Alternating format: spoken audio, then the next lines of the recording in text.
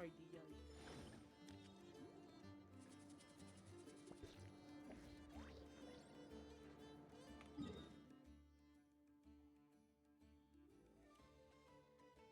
The hell?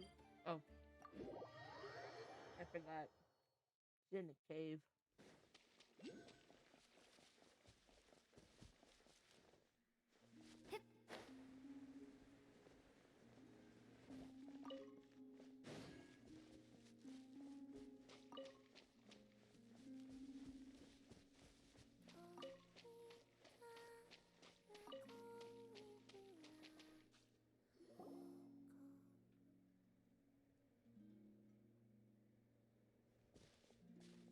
Hey, she's sitting up! Is me sitting here a rare sight? No, we just thought you'd be resting. Perhaps I would have been, were it not for the sudden arrival of some unexpected guests. Not that I consider it a disturbance. After all, you are the only ones who are free to enter. Would it not be a little unfriendly of me to lie down while we speak? I didn't realize you put so much thought into little things like that.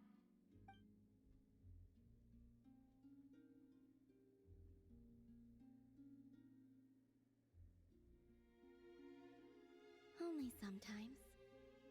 There have been moments lately where I think about you and your companions. They are warm, mysterious, and cozy memories. Very few of my past memories are anything like that. They say that travelers return home bearing bags full of souvenirs. But my luggage was empty, and I believed it would stay that way. Return home? So, you're still planning on returning to the moon? Yes. This planet continues to reject me, reminding me that I do not belong here. If I remain in Teyvat, there will come a day that I disintegrate. And I don't mean reduced to dust, or turned into food for the flowers. I mean, I will cease to exist entirely. Alright then. Well, we're sure gonna miss you. But it sounds like we'll have to say goodbye. How do you intend to return? The Moon Prayer Night is soon to arrive. On that day, the moon will be closest to Teyvat.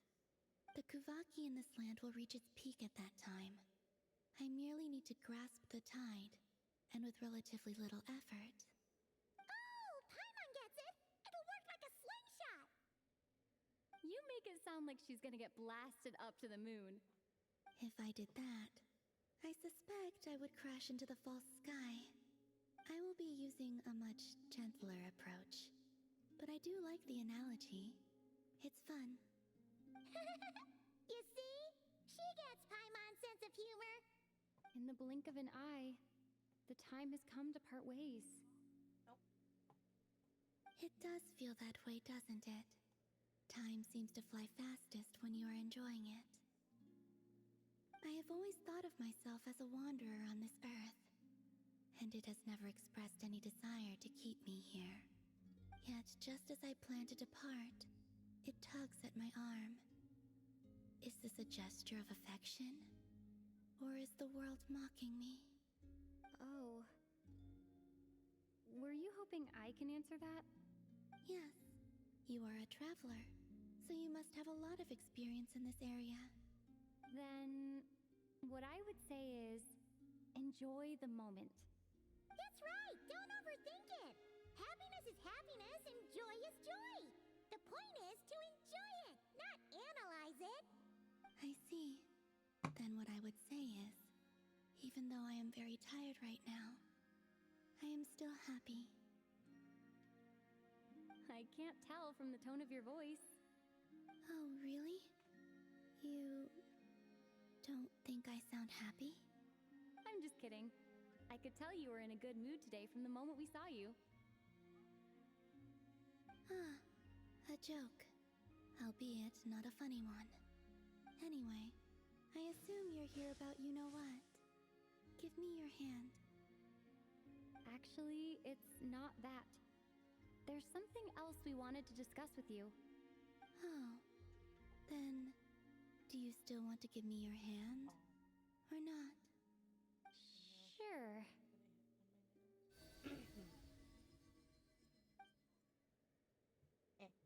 Thank you. So, I've heard that in the Moon Prayer Nights of the past, people here would hold celebrations in the Moon Goddess's honor.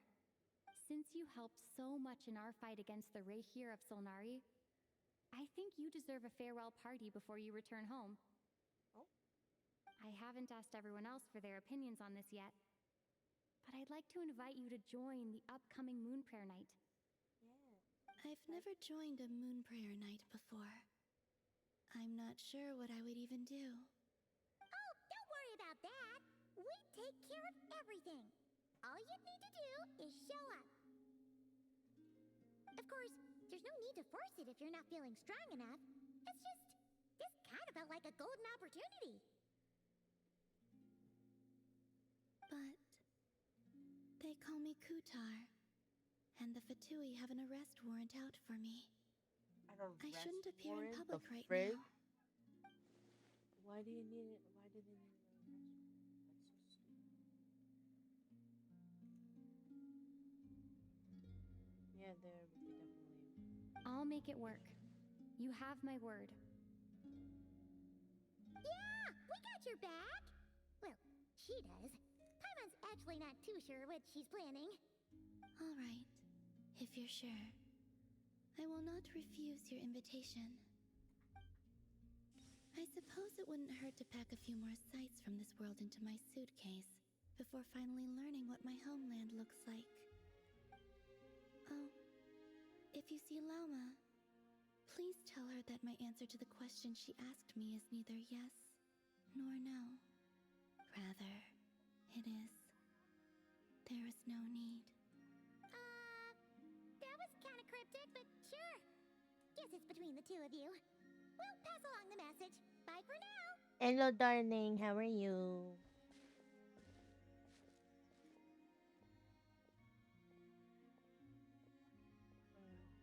Actually, doing my nails now. That's good. That's good. Did you go to work today? And also, Or like you had day off? I do not know.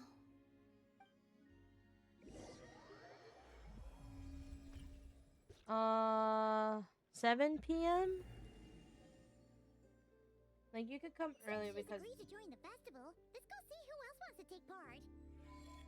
like Mama's gotta be the person most familiar with the Moon Prayer Night. We should start with her. Also, what exactly is your plan to keep her safe? Not sure yet. I'll figure something out.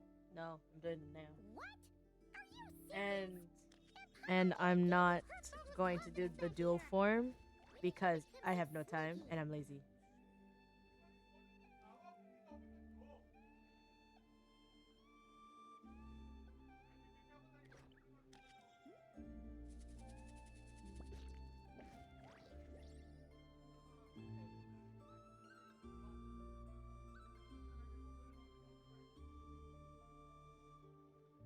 Boats are made for transferring commodities back So- and forth. And those that come across Liyue What tend to nails stay should a I while. do? I was So just it is where looking. many things come to settle. Oh, I started streaming now, and I was eating. I hungry. How was your day though? Today.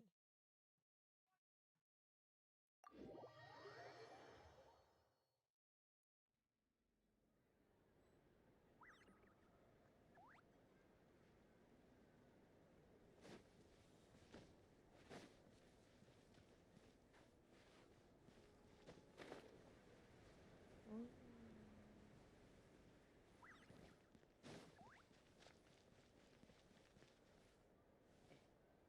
Hey, Llama, it's us. Huh?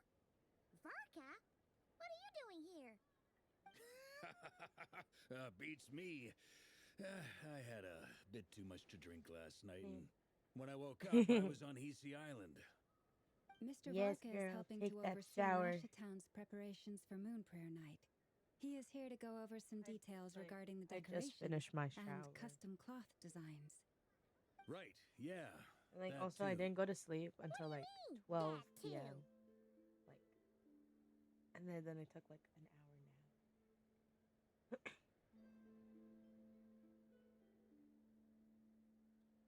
nap. I completely forgot why I don't know. I think it was because like we were playing, and then after when you went to bed, we were. Oh no, I wasn't doing laundry. I all my laundry's gonna be done tonight, I think. And no, I think like after when you went to sleep, we were just here watching Brian Mar um playing playing his racing game, and then I just got up and started doing like I actually took each part of my room like slowly, and I was just cleaning it because like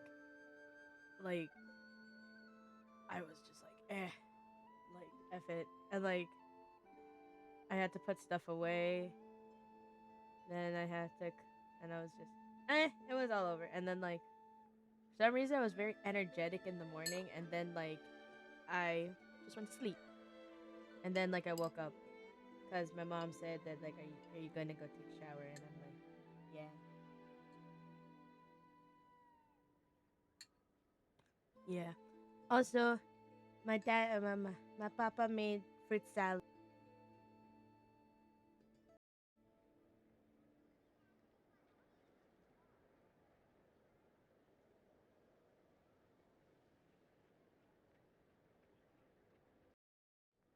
It'll be nice. Nice dinner tonight. Nice dinner. Happy tummy. Yes, ma'am. Happy tummy indeed. Yes, celebrating this festival is a long held tradition here in Nodcry. On this day, the crescent moon at the top branches of the verdant crest into a full moon, and the moon prayer blossoms bloom with a special radiance. Our people take these to be blessed omens. It's an event coming off the back of all that nasty business with Rare. Everyone got put through the ringer recently, and now they're looking to turn their fortunes around. The big shots in town all agree that a big, lively celebration is just what we need to rebuild people's faith in this place. No wonder Catherine said the people weren't so bothered about the religious element. That's right. It's become more of a local custom by this point. The celebrations have little to do with whether the religious stories Have a behind this wonderful event day are and true take or a not. nice shower. Even the Okay? Frost Moon Scions are eagerly awaiting the coming of Moon Prayer Night, Also, go eat. despite now knowing I that have a their feeling you past didn't eat beliefs yet. were founded on a falsehood. That's fair. It's a bit like the lantern ride in Liyue. It's a chance for people to enjoy themselves, not debate the existence of the Adepti. Whoops.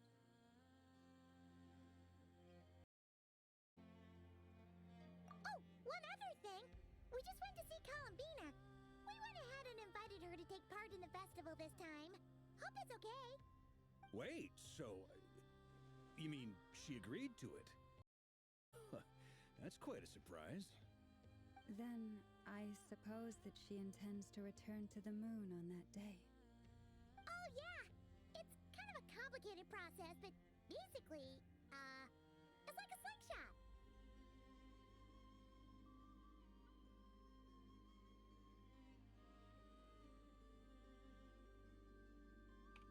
I understand. In truth, I had a feeling that she might make such a decision.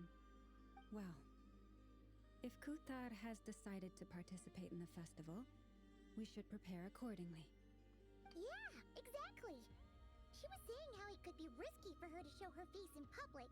We were wondering if there was any way we could hide her.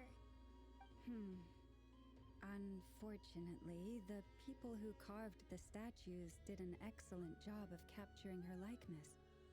It will be very challenging to hide a goddess whose face everyone is so familiar with. Darn! We may have bitten off more than we can chew here. Nah, don't sweat the small stuff. We can handle that. Huh? Are you saying you have a plan? Not as such, no, but the most important thing with a festival is to keep the mood light and your spirits up.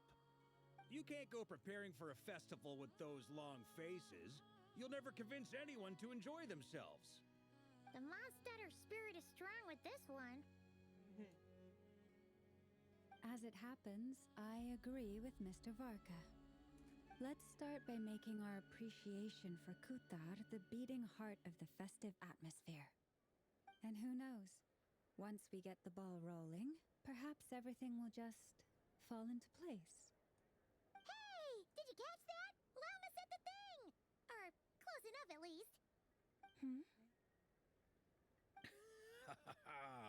I'm looking forward to the Moon Prayer Night already. We have a festival in Mondstadt called Windbloom, and you can always tell which couples are celebrating it for their first time by the smiles on their faces. Big, beaming smiles like their whole face is glowing. And I have a feeling we'll get to see that same smile on the Moon Goddess's face at this festival. Not quite the same, surely. Anyway, I'll take care of business in the city, but I'll have to leave the decor up to you and the Frost Moon Scions. No one else can capture that traditional aesthetic quite like you guys. But lastly, there's the final key element that brings the festival to life. Companionship. Companionship, my booty. Before you leave, let me show you something that we've been preparing. Mr. Varka had asked to see it already, so you may as well tag along. Also, I have some further questions about Kutar's decision.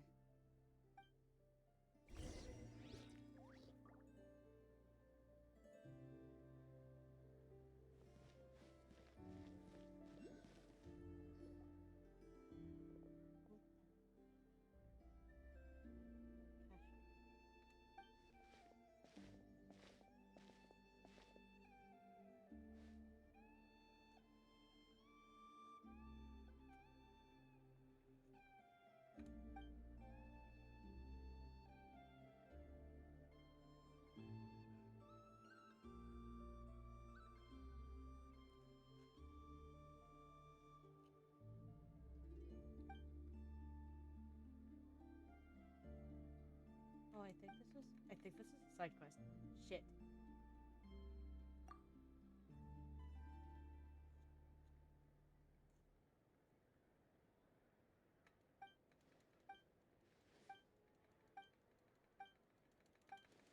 Ah.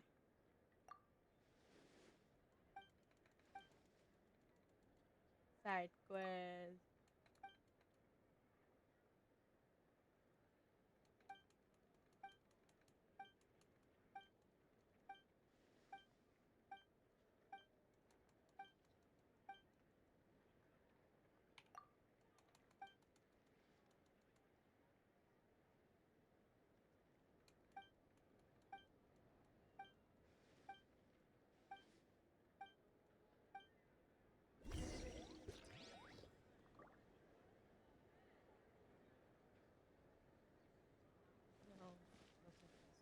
No sickness.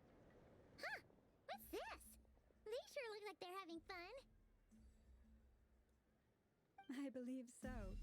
Kuhenki seem very skilled at playing drums like these, although I'm not sure where they learned it from. Maybe it's an innate talent? In their eyes, they're probably just playing with toys.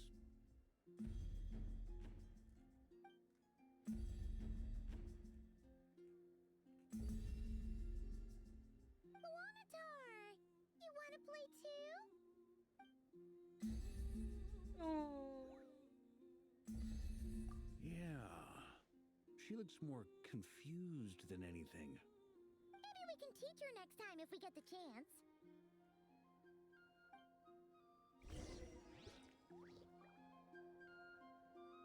And on the left.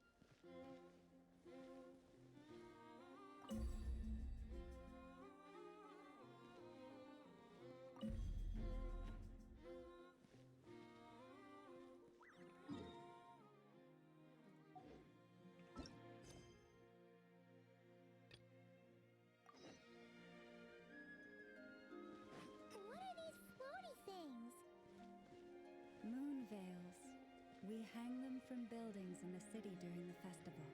When you look at the sky through them, it creates a lovely misty effect. Misty. Misty effect. Everyone seems hard at work. They are preparing items for Moon Prayer Night. For instance, the sculpture being made over here. Mr. Varka and I were just finalizing the details of where it will be placed. Ah, there she is. I didn't know the finished article would be so large. Not to worry, though. All the necessary arrangements have been made. Just let me know once it's ready, and I'll get some people to ship it over. You have my thanks. And over here, we are preparing a very traditional confection. Oh, look at all these colors! It looks great! Can Paimon try one? Of course. I have a feeling you'll like it a lot. You bet! Sweets and treats are Paimon's favorite! If you included those in the Feast of the Moon, I bet Paimon would have joined the Frost Moon Scions by now. There will also be verdant crests like this present in Nasha Town during the festival. The timing of Moon Prayer Night is not completely set in advance.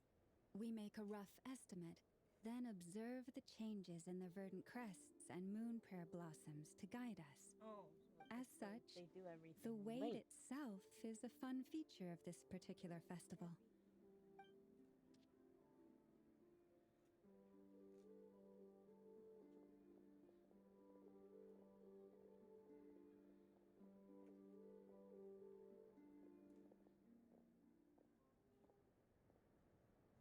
Let's talk here. To tell the truth, I am very surprised to hear that Kuthar is willing to participate in the festival. I once asked her if she'd be willing to stay with the Frost Moon Scions. I could introduce her to everyone, and we could be a family to one another. She did not answer, but she has not appeared here since. I took this to mean her answer was no, but if that were the case, she would not have accepted this invitation.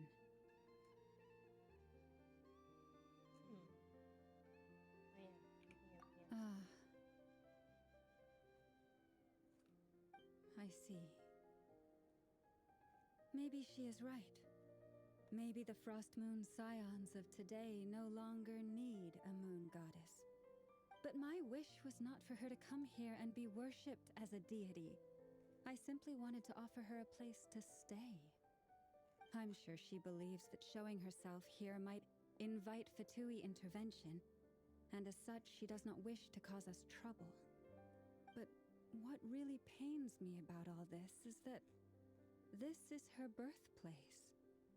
She ought to belong here, yet no one has been able to grant her shelter.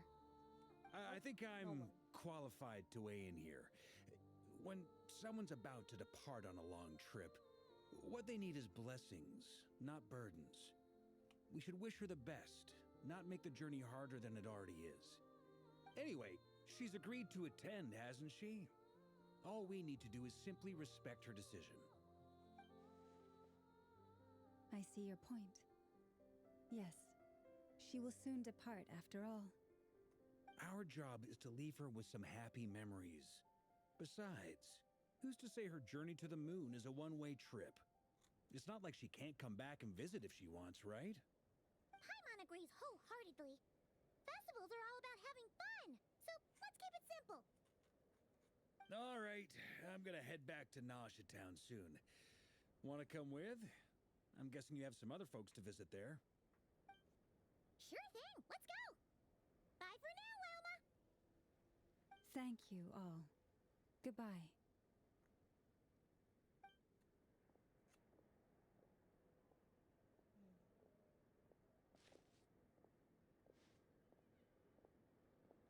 Traveler needs blessings, not burdens.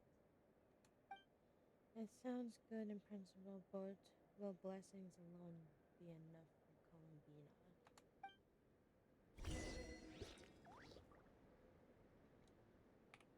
Nasha Town, here we come.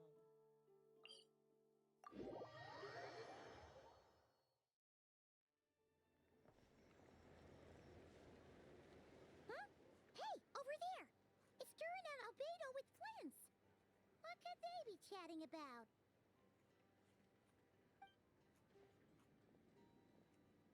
Your guess is as good as mine. Ah, Grand Master, and the Traveler and Paimon. Hello there.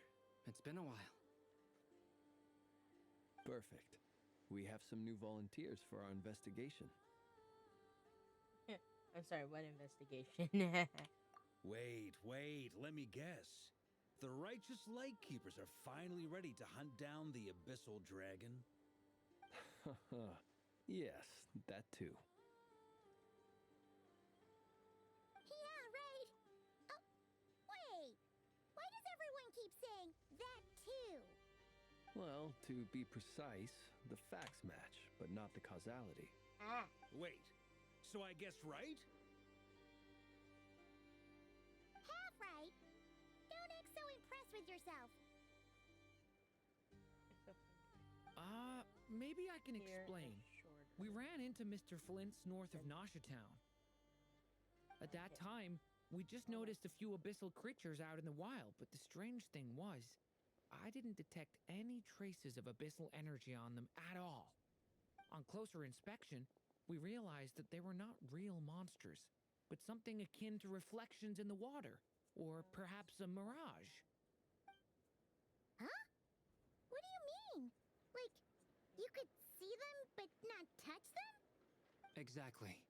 It was very peculiar. They roared and tried to attack us, but we could not make any physical contact with them. I think I've heard of things like that happening in Notcry before, but I don't know much about it. Yes, it's a known phenomenon. Mirage-like illusions tend to appear in Nodcry in the run-up to Moonprayer Night. From a distance, they appear quite real.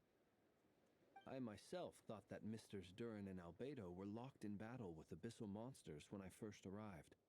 But after sharing intel and investigating a little further, we can confirm that these illusions are harmless. There is no great cause for concern. I see. All the Mirage stories I've heard are either animals, rocks, or small houses. Abyssal monsters, though? That's a first. It's a first for me, too. So I'm planning to look into it further just to be on the safe side. I intend to inspect a few more locations. What about you two? Any plans? Alice contacted me a few days ago. She'd like me and Durin to assist her with an experiment. But we lost contact shortly after receiving the message. I'm sure that comes as no surprise to anyone familiar with her. We don't know when the wind will blow, yet when the wind blows, we will know. That, in a nutshell, describes how Alice operates. Yeah, that tracks. Okay. Well, I suggest we investigate this Mirage business in the meantime.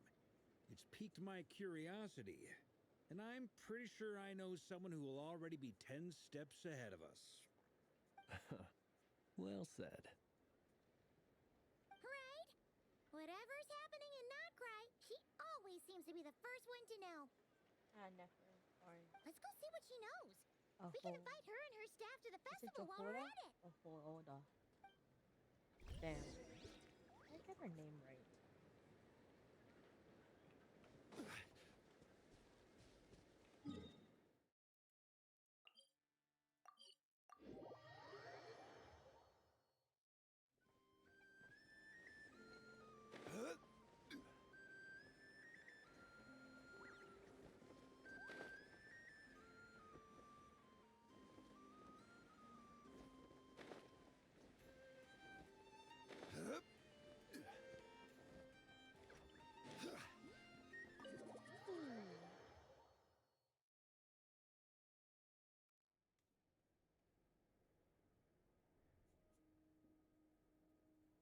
You're right, I have noticed. There's certainly something a little fishy about this situation. Only a little, though. Records indicate that this phenomenon can occur in the days before and following Moonprayer Night. That said, it has always been a rare sight in the past. The odds of encountering these phantoms are similar to looking up in the night sky, happening to see a shooting star, and managing to make a wish before it disappears. But this time, either everyone's getting lucky, or they're appearing far more frequently than usual. Yehoda's out gathering intel as we speak. In the meantime, let me check off some points of interest. First, the Abyss. The ones we saw seem to be abyssal monsters. Indeed. But we have identified one location where many more of them have made an appearance. And not just monsters, but human phantoms, too. Given the scale and nature of the phantoms, it's almost as if someone's last memories are coming to life. Here we go Or again with perhaps the memories of multiple people. Oh, So you mean the phantom monsters are hunting down the phantom humans? Exactly. The phantoms can interact with each other, but we have no means of intervening. In addition, some of the human phantoms would seem to be from the very distant past. This is clear both from the clothing they wear and the stories they tell. They claim to be from Hyperborea, a name which I've heard from Lauma before. If this is true, it means they must be from 6,000 years ago. did Paimon hear that right? 6,000 years? It sounds like this merits further exploration. That'd be a big help. I'll leave it with you, Albedo. My knowledge of ancient history is non-existent. I used to doze off every time the pre-Knights of Favonius era came up in class. Damn, that's It's sad. quite a miracle That's that you were really able sad. to understand these phantoms' speech, given how long ago they lived. I suppose you're right. But I'll leave the archaeologists to ruminate over that conundrum. As an intelligence broker, my sole interest is in the value of the information I gather. Which, in this case, hopefully means earning myself some good favor with our dear Lady Moonchanter. So calculating. Whew, this intel broker logic always catches Paimon by surprise. Sounds to me like we could split the work up. I think the abyssal phenomenon is best left to Albedo, Flints, and me. Agreed. It coincides with my duty as a lightkeeper. Yeah. For my part, I'd like to understand the abyss better.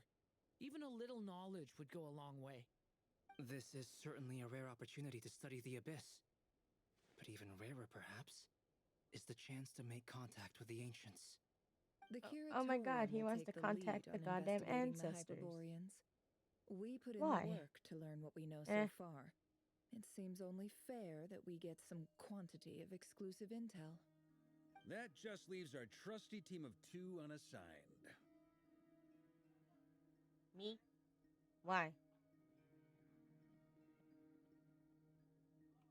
Since you became an honorary knight, of course. This was part of my grand plan all along.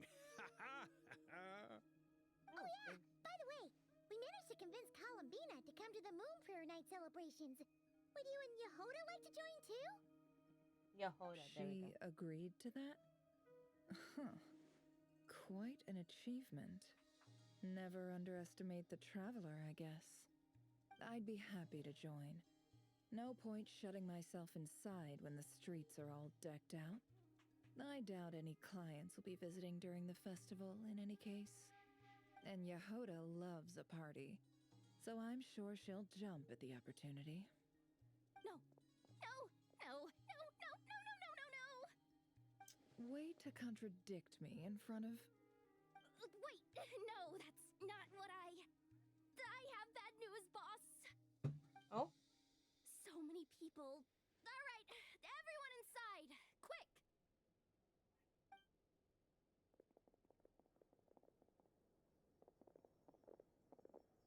This is gonna sound crazy, but hear me out. I saw one of those phantoms at Star Sand Shoal, and it was some sort of flying ship. Like a spaceship? What shit? Yeah. A special That's gotta be the one you came to Tibet in. You said you saw the same thing through the moon marrow, right? Huh? You already know about it? I thought I was gonna blow people's minds. Turns out I'm the last to find out. Wait. Back up. You came here in a spaceship? Now my mind is blown! What's it like on the inside? Was it like flying through space? I want to know everything! That's the thing. Just remember. Maybe the conversation Yep, exactly. for next time. Huge discovery! You're the best, second best intel broker in the world! After your boss, of course. Wow. Really? Well, I don't know if I'm all that, but... Just take it. I guess that decides where we're heading next. Come on, don't look at me like that.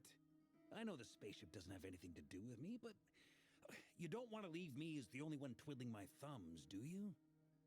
Please? Fair enough. No. You can tag along. In that case, let's meet back here to discuss our findings once we're done. I wish everyone a productive investigation. You too.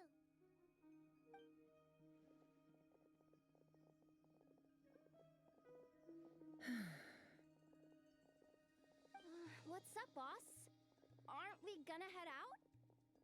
Tell me, Yehuda, when did the Curatorium start giving out intel for free? Oh, sorry, boss.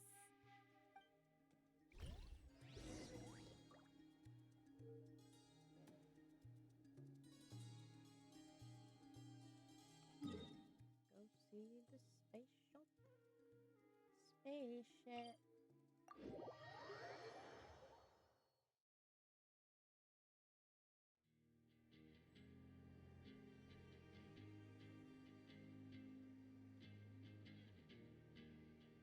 Oh, okay. I never heard this background in a mod.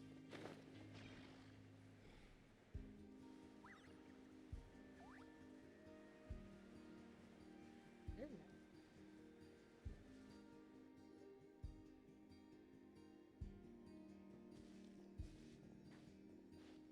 Well, what do you know? Yehuda was right on the money. This Phantom really is your spaceship. But that's so weird. Why would it show up here? Is it some kind of projection? Or a ghost? Like, maybe it no longer exists, but somehow it left an afterimage?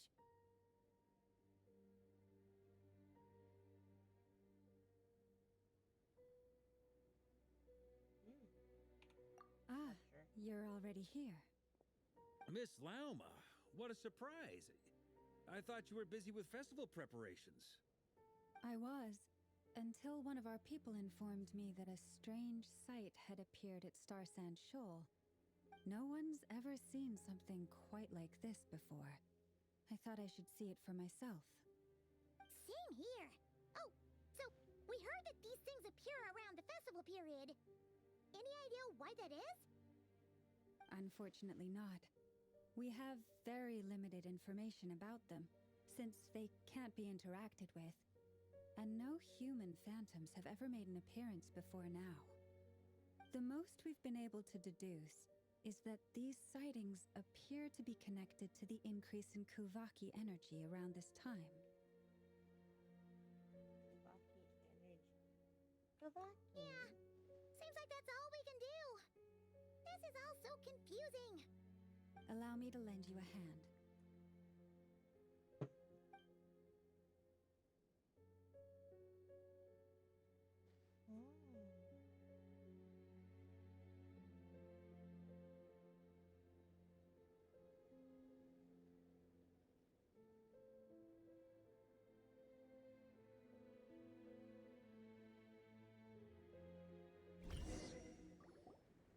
Everyone, our friend here should be able to provide us with some information. Is that a phantom Rhymehorn deer? I've heard about how the Frostmoon Scions live in harmony with the animals and can even communicate with them. That's coming in handy now, for sure. Okay. Yes, I understand. Then how about this?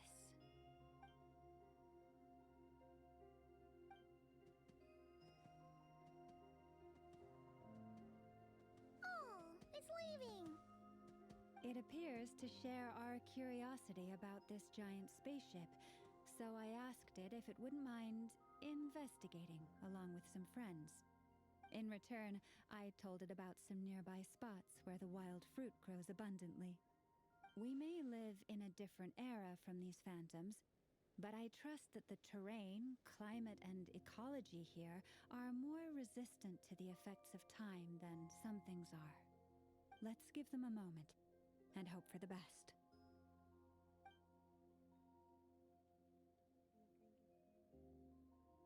All back together.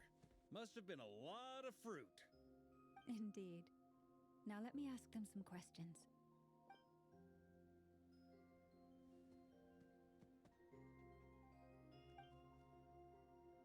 It did find a lot of wild fruit, enough for them to feast for a long while. This puffin circled in the air several times, but didn't spot anything out of the ordinary. Certainly nothing to do with the spaceship. Well, it definitely makes sense to get a bird's eye view. Indeed. Other than that, I was also thinking that the world these phantoms see is also different from ours. Oh, I get what you mean. The wild fruit exist in both times and spaces, but there might also be things that only exist in that space-time, which we can't see. That's true. Good point. Great thinking, Lauma. Blunthorn rhinos can use Kuvaki to shift great rocks, but this one says it couldn't get that ship to budge by even an inch. The sniffer mole tried too, but despite being a skilled digger, it could not get through. They say that the spaceship looks robust and undamaged. It seems completely impervious to any and all attacks. Whatever lies within is well defended from harm. So, That just makes like us sense. humans, there was nothing they could do about this spaceship either. Yes, still, they deserve our thanks. We are grateful for all your efforts, dear friends.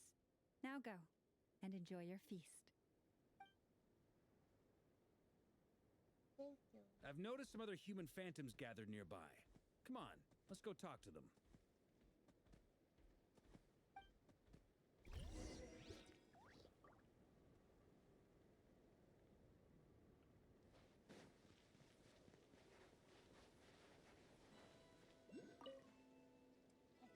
What is this thing? I've never seen it move, and there's no way to get inside. Goodness knows. My grandpa says it's been sitting here at least since his grandpa was still alive. What about his grandpa? Did he say anything to your grandpa's grandpa about it? Huh? I don't know. In all likelihood, it was here back then too. Hard to imagine something this huge could move. Guess that means that as far as they're concerned, this ship's been around a long time. And it's been here for quite a while. Come on, brothers. If we can get even a small chunk off of this thing, it's gotta be worth a fortune. Today is the day we strike it rich. Huh? You mean Paimon? Yes, brother, I shall join you. Let's make our fortune. We should go with them. What the? This thing is crazy tough. I can't even scratch it. What's it made of? Sorry, brother. Looks like we'll have to seek our fortunes elsewhere. Enjoying yourself? I was just seeing if I could influence this phantom's perception by playing. But nope, no dice. Nope, no dice. I'm sure we're all starting to build up an idea of what's going on here now that we've spoken to some of the people. These phantoms are reenacting real historical events in Nodcry. It's almost like we're in some kind of interactive stage play. We can talk to the actors, but the plot is fixed, and we can't influence it. It makes sense. History is set in stone. The objective facts of the past cannot be changed. Paimon totally thought you were just goofing around earlier. But actually, you were doing some serious investigating. Of course I was. Anyway, at this point, I think we're forced to conclude that although the Phantom spaceship is right there in front of us, we aren't going to learn much about it from these people.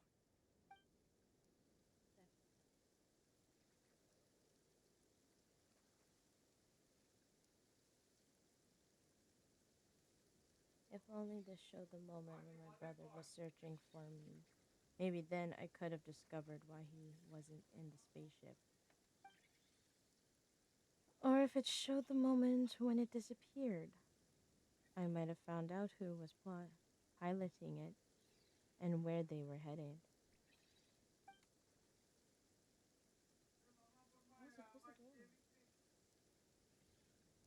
But no such luck. All we've seen in the arbitrary moment in time during its long stay here. Don't be discouraged. If nothing else, this is proof of the ship's existence. And think about it. So many people tried to hack their way inside, but no one could get the door open.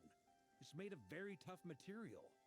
To me, that says that we'll either find the ship itself or the story behind it. It's just a matter of time.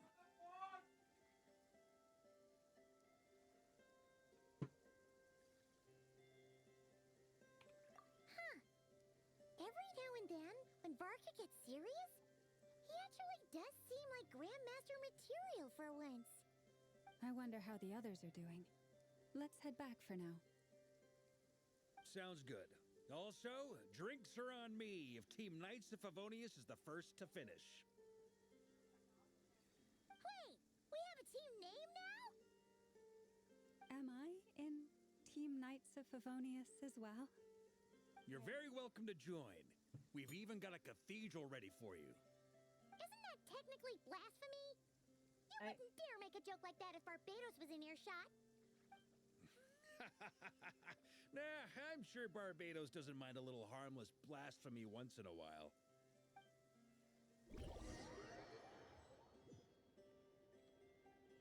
Snip away. Snip, snip. Oh. Oh, no! Get away! Oh.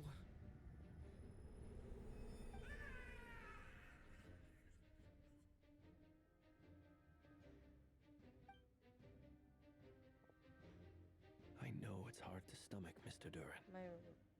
But as I'm sure you've noticed, there is nothing we can do to intervene in that which unfolds before us. But we have to at least try. And try you have. But are you aware of how many unsuccessful attempts you've made now? I wasn't keeping count. I'm afraid this is the 39th failure so far. Damn. Or the 5th if we're only counting this particular victim. There are no indications that these phantoms may be altered in any way. You seem to have calmed down a little. I'll make us a fire. You should rest and have some water. Feeling any better now, Mr. Duran? May I ask a few questions? Be my guest. What exactly are we witnessing here? What happened to those people? My guess would be that we are seeing Nodcry during the Conrian Cataclysm. Would that be accurate? Conria. That is correct. As you know, once the Abyss senses even the tiniest crack, it floods in and spreads like wildfire. There was a time in the distant past when it permeated all of Nodcry, causing immeasurable harm. The people paid a terrible price to heal this land. Then, 500 years ago, the whole of Teyvat suffered an abyssal disaster. Once more, Nodcry was dealt a devastating blow. I see. In the face of the abyssal onslaught, all were like grains of sand tossed around by a tidal wave. Be they human, fae, or god. The moment you witnessed is but one drop in a whole ocean of catastrophe. All right. I guess that answers my second question, too. I wanted to know why there's nothing I could do to help them, and that's because what we are seeing is history. That would be my guess as well. As I understand it, history and fate are not all that dissimilar. The latter may be unseen to us, but both are immutable. Yes. Fate was determined long, long ago. I still have a couple of other questions for you, Mr. Flint. You mentioned more than one abyssal disaster that has struck this land in the past. How can you be sure that what we're seeing is from the Conrian incident? And also, how are you able to stay so calm when you're talking about these events? From everything I These know dead about you, people. you're not cold or ruthless, and you're not indifferent to the suffering of others. Alas, I am forced to show my age. I must be 600 or 700 years old by human measure. Wait, so you... One is not easily moved by history when one has witnessed the truth firsthand. I'm sorry. 700 years old. You Old needn't man. apologize. Your passion is a good thing to have. Treasure it, because someday you may find it in terribly short supply. Now, at the risk of offending you, I have a question in return. Your curiosity toward the abyss, is it born from hatred or because you sense its call? I only ask because I kept a fragment of Rerear's body in my lantern for a short time. Specifically, his heart. So I know what a burden it can be to carry the abyss with you. And I hear its power growling from somewhere within you. In my eyes, your mere existence is a miracle. My honest answer is... I don't know. I don't think I have the confidence to say for certain. What I will say is the abyss is not the only issue that haunts me. Even before I became who I am today, the question dogged me constantly. Should I even exist at all? My doubts remain unresolved. But when we fought Rerear, something became a little clearer to me. Sometimes it is the darkness within us that allows us to achieve the impossible. I certainly got the sense from your 39 attempts that you were trying to achieve the impossible.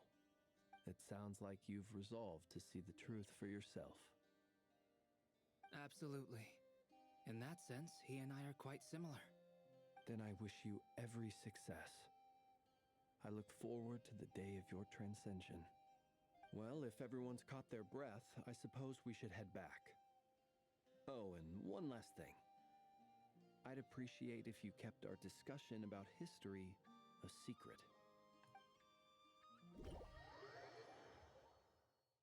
Zell, hello. How are you doing our separate today? investigations led us all to the same conclusion. Hooray for consensus! Yeah, but we barely learned anything, though. I totally thought this would be the mother lode. Talking with the ancients? I mean, come on! But nope. All we got was useless snippets of conversation. And all this stuff about moons and hyperopia. What a load of baloney. Seems like people back then had a few screws loose. I understand your frustration. The new We code? found the same issue. No, not Each yet. phantom only showed I'll a do very them later. brief moment in time. When I have the There time. isn't much value to be found in these miscellaneous fragments of a civilization's history, no matter how glorious it may have been. If there's a silver lining, it's that these phantoms are harmless to the present reality. They How's shouldn't your get in the day, way of though? the festivities. Is your day good? Paimon agrees. And not just because it's the first thing she understood in this whole conversation. You look disappointed, Nefer. Is something the matter? What do you think? We all worked our tails off, but the only one to gain anything from it was you, Lady Moonjanter.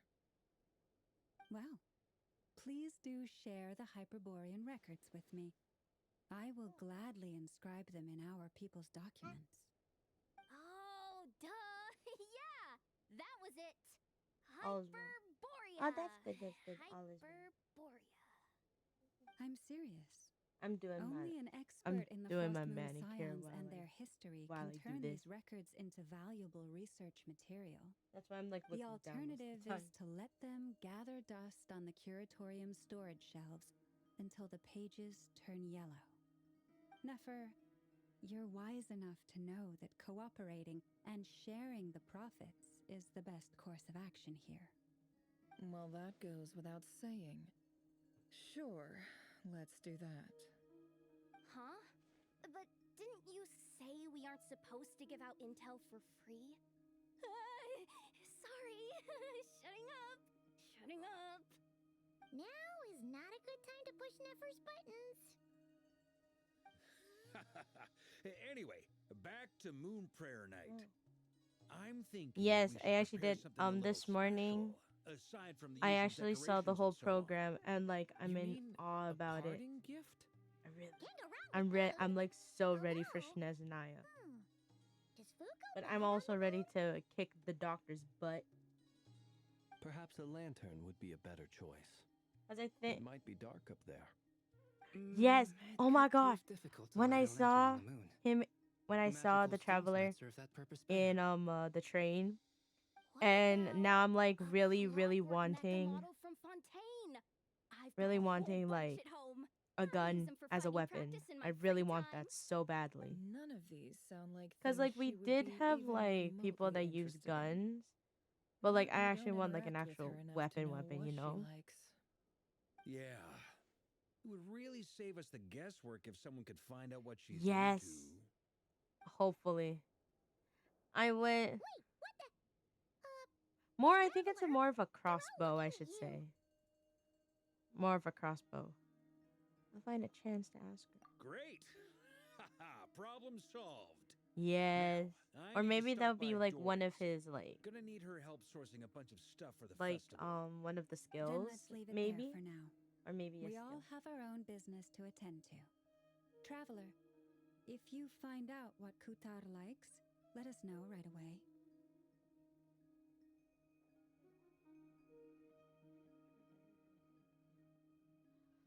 Yeah. Oh my God. Can't wait to get that fit. I can't wait to get.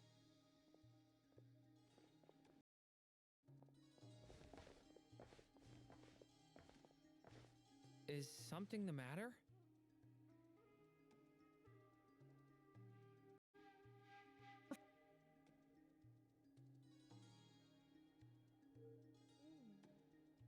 I'm fine. I want It's just I'm still Oh, feeling but a little I can't rattled wait after for witnessing the horrors of the 3 new abyss. characters, But it's okay. This is something I have to work like through. Nicole, I'll be all right. what's and As like for Purdon, your concern, but I don't remember what's his name. Louis. Louis. Don't put too much pressure on yourself. If you ever feel like something's wrong, physically or mentally,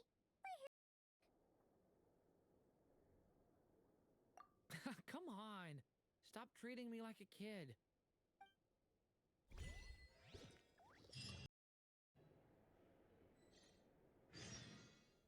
Mr. Daisaiko.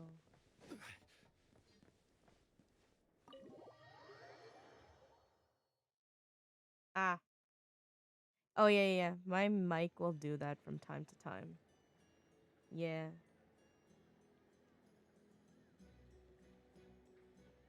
I have to go meet woman. Yeah. Like my what's it called? My laptop cannot like hold on to like the multi what's it called? Shit. Multi what? Columbina, we're back. Like the multi gears that I have right She's now. not here. I need like a for me I need like a Weren't whole there new few laptop. Kuhenki here last time too? Whole new Where did they all laptop. go? Walkies? For Kuhenki? You're not pets, you know. Oh well, looks like we just came at a bad time. Let's try again tomorrow. There's still a few days until Moon Prayer Night, so we're in no rush. Besides, she needs time to rest anyway. Fair point.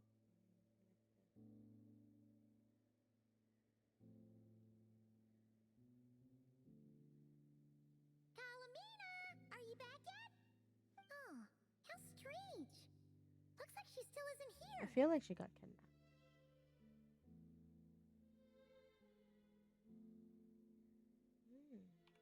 Right? It's not like her to spend so much time outside. Especially since she's worried about attracting unwanted attention.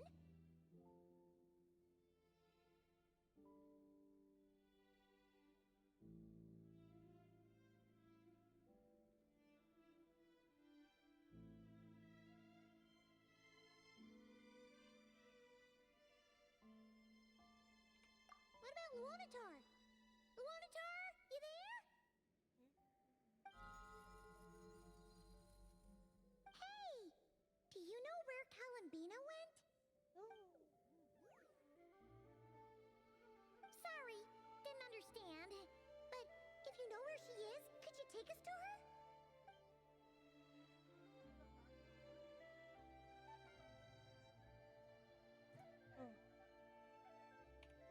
Yeah, that's even stranger.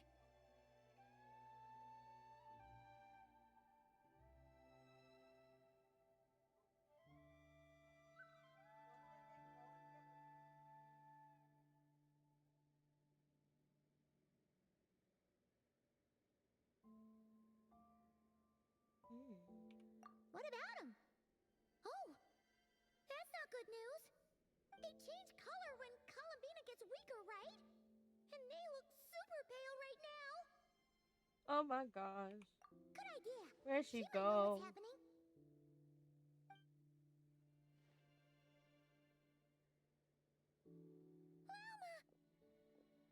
Ah, it's you. How is Kutar? Is she okay? She's missing. No, she hasn't. I came here to check on her after I noticed the flowers had changed color. Based on past precedent, she must be very weak right now. Even getting up to walk would be a struggle. It seems unlikely that she wandered off outside. Not to mention that she doesn't do that at the best of times either. So yeah, this is super weird.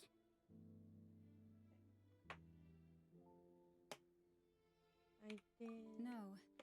Very few people are in the know about Kutar's whereabouts. And if anyone suspicious had visited, they'd have left some sort of evidence.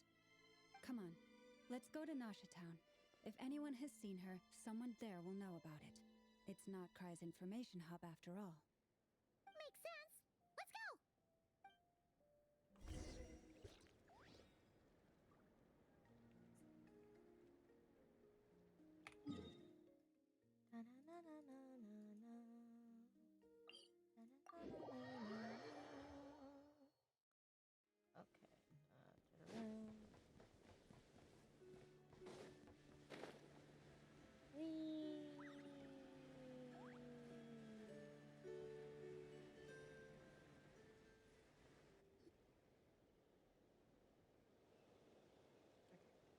Let me. Wait a moment. Is it just Paimon, or is this stall kind of suspicious? It's never been here before, right? No, I don't recognize it. Alas, your free and easy adventure time is over. Now, prepare to face the final boss of Nodcry. Who the frig are you? Whoa! Where'd that voice come from? Not sure, but it's definitely hostile. Hostile. No, no, no, not that way. The final boss is right here. Huh? The sniffer mole? That's the final boss? Surely not. Also,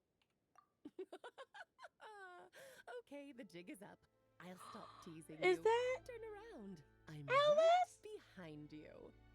It seems I've managed to leave quite an indelible impression, even though you've never seen my face. Oh, nothing could make a great mage more pleased with herself. Oh my gosh, she's so beautiful. She's so beautiful. A tear. A little bit. What is going on? I've heard that all the big shots in Teyvat have long, wordy titles that stun people speechless when they make their entrance. Okay. Unfortunately, none of them are affiliated with the Hexenzirkel, and we ourselves keep a very low profile. The notorious name-dropping doesn't quite work for us. Still, I, for one, think I'm really quite amazing. So that didn't stop me from coming up with a title anyway. Alice! It's really you this time? Not a lantern or a Dodoko, but Alice in the flesh? Oh, that's right. So, what do you think? How does it feel to finally meet me? You look like...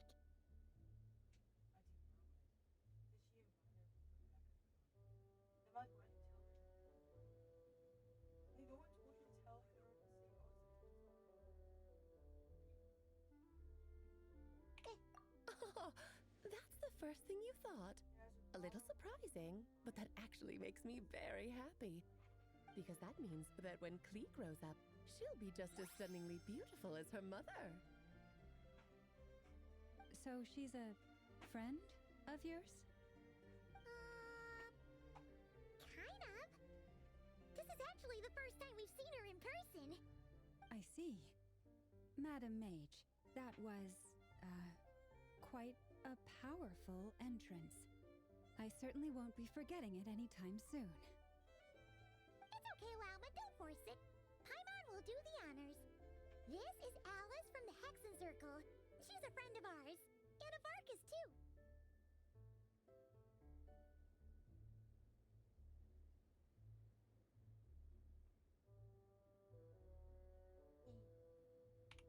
That's right.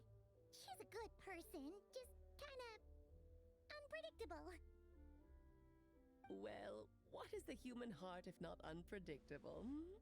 If we could not do as we please, how would we differ from machines? I am Lauma, Moon Chanter of the Frost Moon Scions. It is a pleasure to meet you. Oh, I know. Before you got here, I spent a good, 15 minutes getting up to speed on Nodcry's present situation. In other words, I've read the whole in the last episode part, so we can skip the pleasantries. Fair enough. Well, Miss Alice, I can already tell that you have quite a unique personality. You'll get used to it. Paimon sure is. So anyway, what are you doing in Nodcry, Alice? Oh, I thought I told you already. This time, I'm the final boss. And what a formidable foe I shall be. Powerful, confident, decisive, and good luck finding my weak spot. You will never succeed.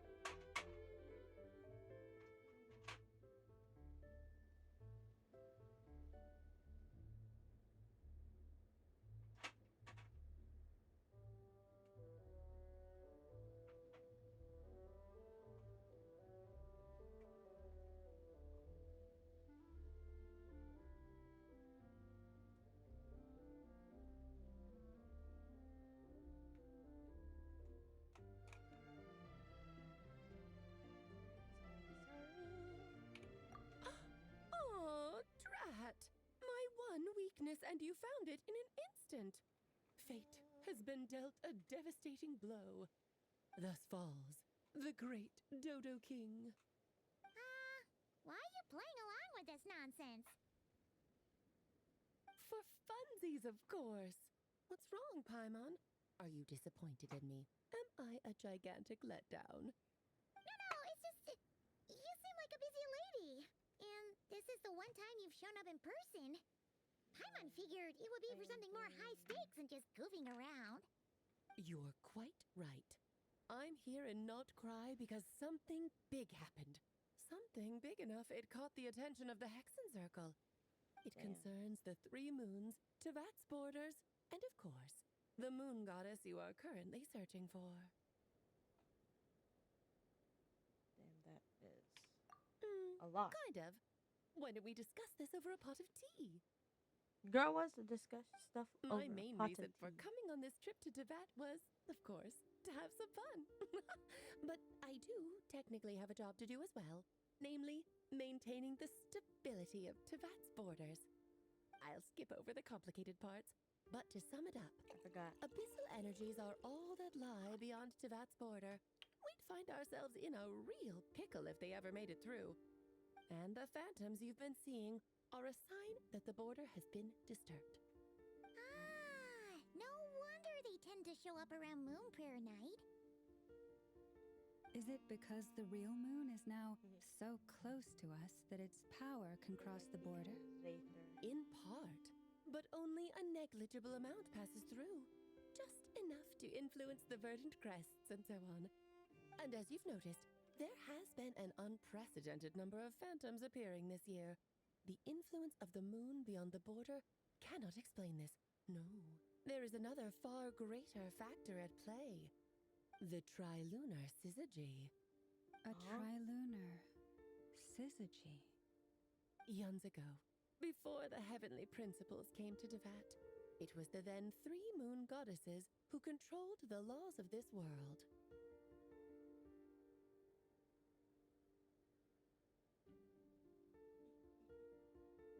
Life, death, and such. Oh, that's exactly it! The 3 goddesses split these powers amongst themselves, promising never to consolidate them into one singular body. This was meant to keep the world stable.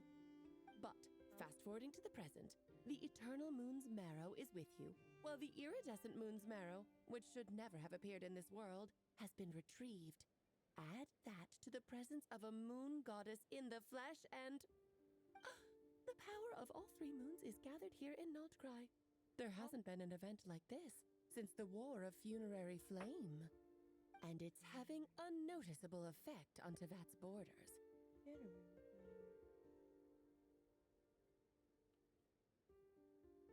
Why are you so concerned about said borders, if I might ask?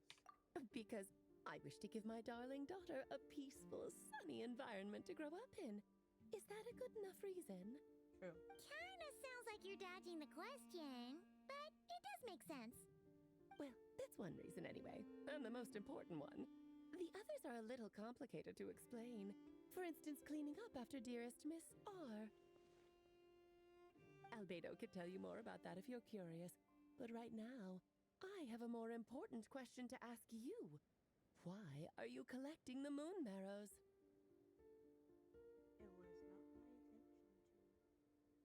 Albedo wants to use their power to return home.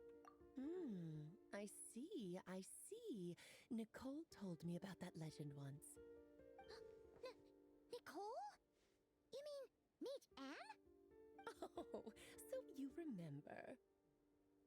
Me do not remember, but apparently Paimon does. Yes, of course. That was a story about fate, her area of expertise. But back to the story of our dear moon goddess. I'm afraid her intended method of returning to the moon is unlikely to work anymore. Oh? What does that mean? She may be missing, but she hasn't gone anywhere.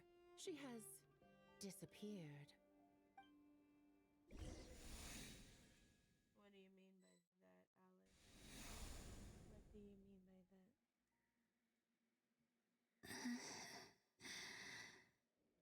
My body is so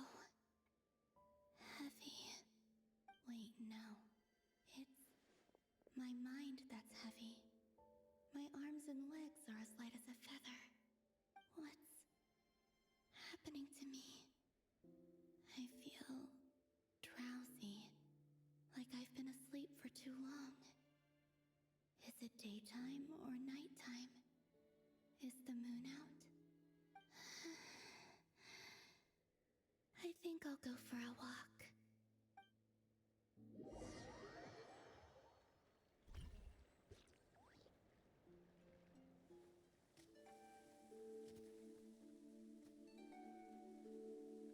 Are you out for a walk too?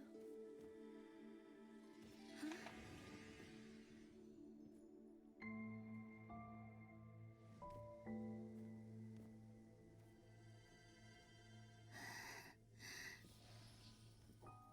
Oh no. The day has come at last.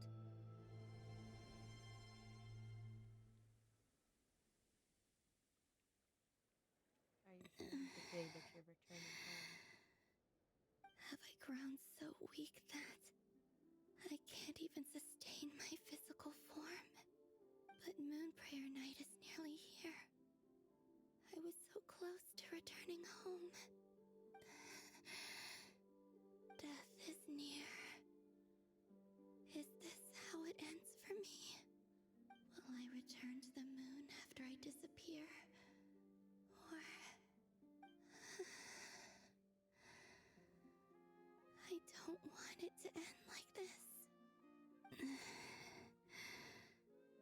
So far, at least, I still exist.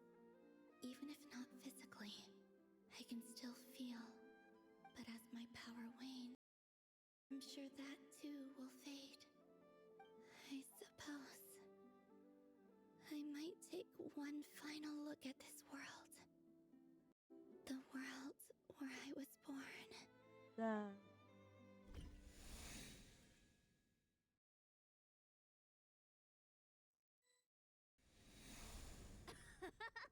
Come on, come on! Wait for me! The Frost Moon Enclave. How much it has changed since These decorations, they're so heavy. It's times like these when you kind of wish men could be priestesses and acolytes too. Oh? How fascinating. I've never had the chance to be privy to people's private lives in this way. In the past, people would get so solemn and serious the moment I showed my face. Like they were frozen stiff.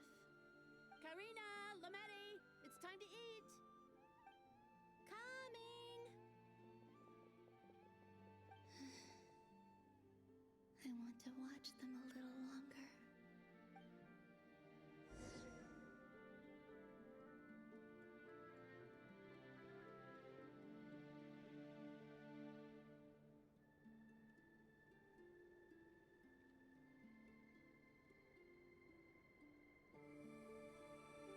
You're like God. So just fill these balloons with air, right? Yep. Try a couple now to test things out. The rest can wait till Moon Prayer Night. Think fast. Vreda!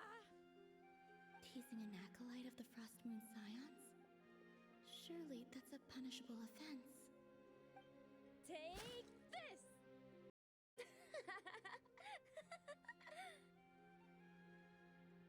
Huh?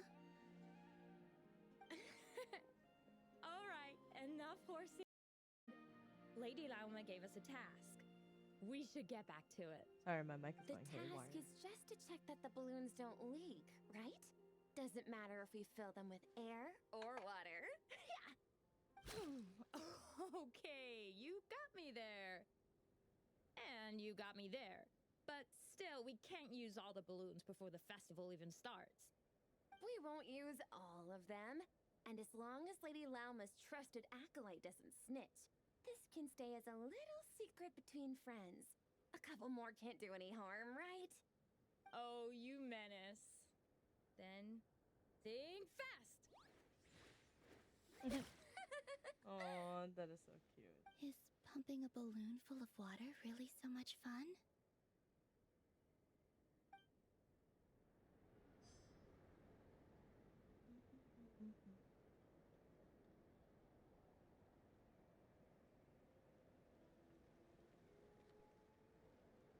Oh my gosh, she like literally floats so gracefully.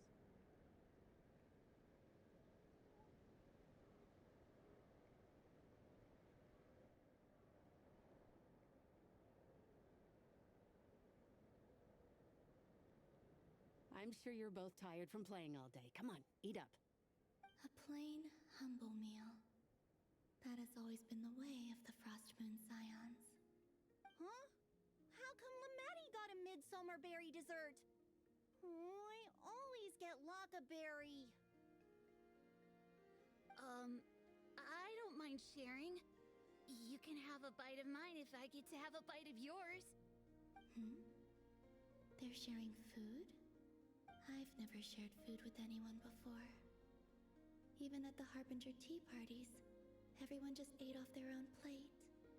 And when I couldn't finish my food offerings from the Frostmoon Scions, they'd leave the leftovers out under the moonlight for the animals to claim. Hey! That was 2 bites! Oh, then you can have another bite of mine. Oh, you too. Oh, don't fret now. Here, have some of Granny's too.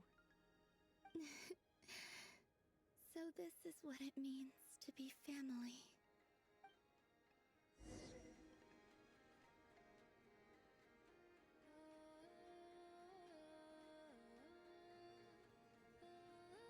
I'm seeing so much that I'd never usually get to see. They'd never act like this when I was around.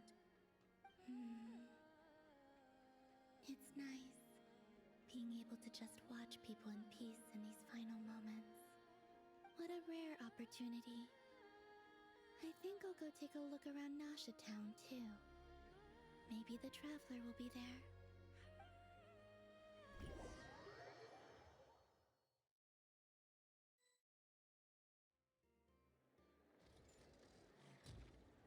After the War of Funerary Flame, the Moon Goddesses were no longer recognized by Teyvat. They lost the whole foundation for their existence. That's why the Moon Goddess's strength is fading. She cannot withstand the world's rejection of her. Oh, just like how Call of Venus To be more pedantic about it, the Moon Goddesses did something to offend the heavenly principles, and that's why they were ousted. Something of a recurring theme in Teyvat's history. Theoretically, speaking so candidly should put me in their crosshairs too, but they can't tell me what to do. I'll say whatever I want. Anywho, the Moon Marrow energies were but a drop in the bucket for her, and that battle against the Ray Hair of Solnari only weakened her further. Fortunately, it happened close enough to Moon Prayer Night when the Kuvaki concentration here is high. That's the only reason she managed to survive this long. What do you mean, fortunately? You said she disappeared. We're too late. No. Oh, what a headache. I thought this was all common knowledge. I guess I have some more explaining to do. Okay, buckle up. It's time for another lecture. Oh.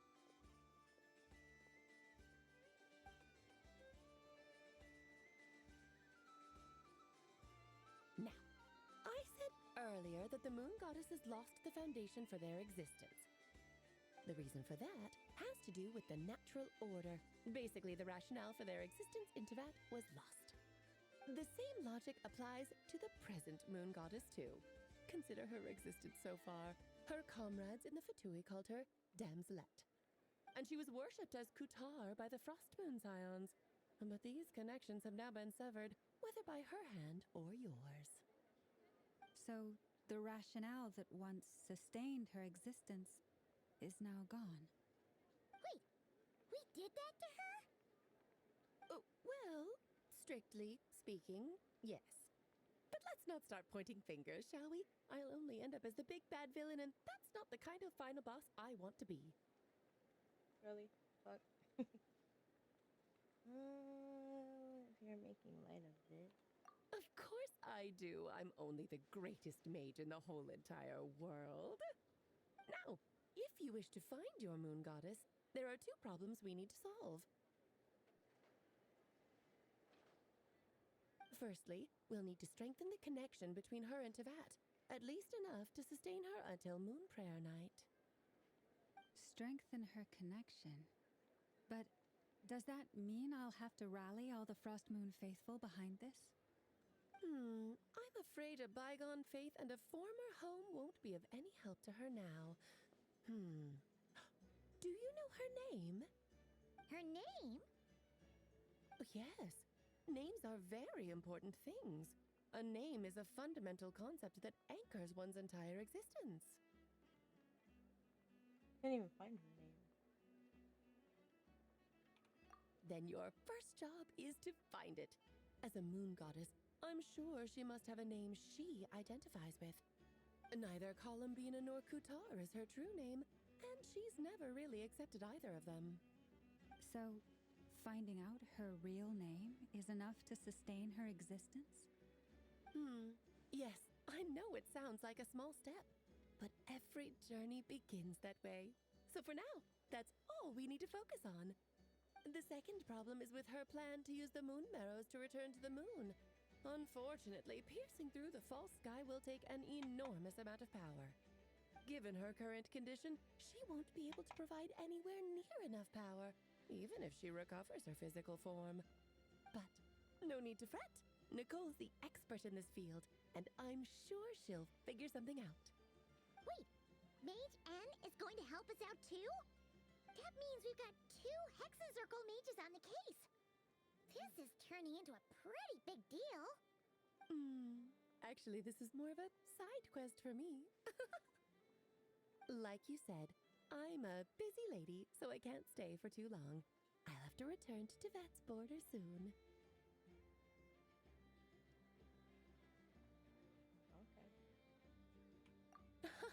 That's the upside you get for looking out for my little Klee. Hopefully that will incentivize you to carry on keeping her company in the future. Anyway, jokes aside, you'd better get moving. It will take quite a miracle for the moon goddess's consciousness to hold out till Moon Prayer Night. Oh, I suppose I might as well tell you where Nicole is before I leave. Off you go now. Time to meet your new friend. Oh, yes, and a little suggestion. Don't forget to mind your heads. What? I wonder how Durin's doing. I should really go see him before I head back. You really are super busy. I most certainly am. There's so many children I have to keep tabs on just in Mondstadt. Durin, Albedo, Venti, Varka. Damn. Klee didn't make the list, huh? Of course not. Klee is my pride and joy. I have no qualms about her, because she's the best child in the whole wide world. Yep. Klee's a little angel. I'm glad you agree. Well, all the best. See you when I see you.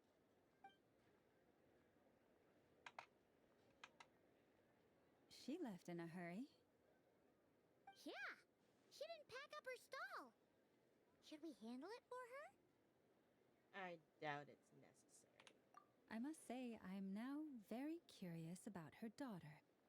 Klee, wasn't it? What's she like? Don't know. That's a long story. Come on, we'll fill you in as we go.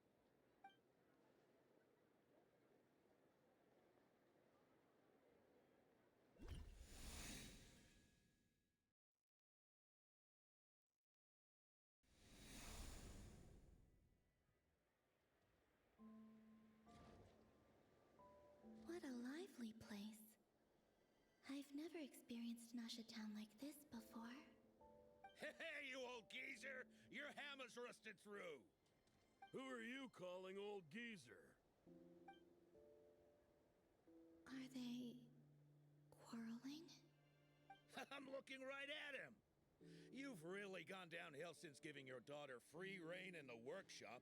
Can you even swing a hammer anymore? It shouldn't take you days just to fix a single chair. You might might as well use that hammer to massage my back for all the good it's doing. Don't run your mouth, or you'll get a back massage that'll put you in bed for the rest of your life. Look, the materials haven't arrived yet, all right?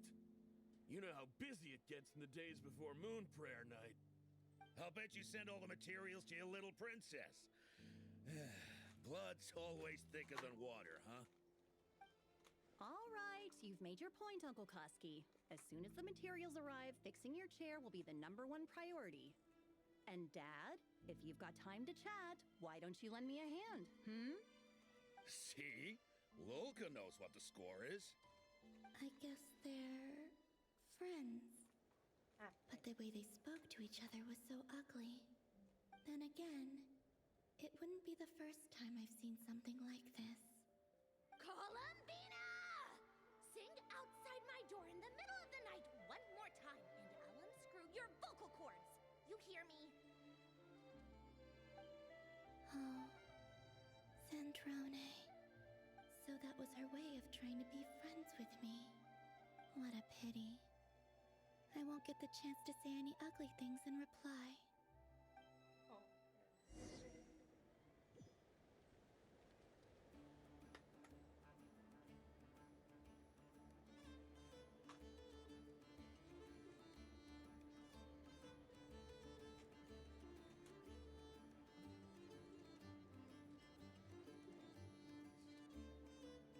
Let's look.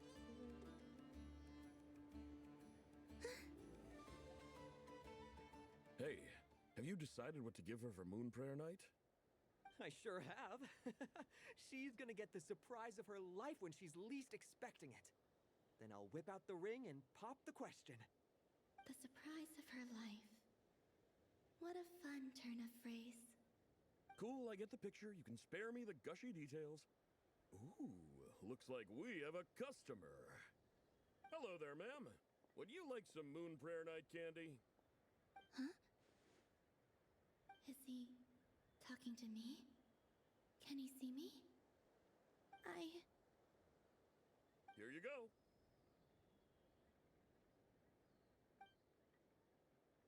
Oh.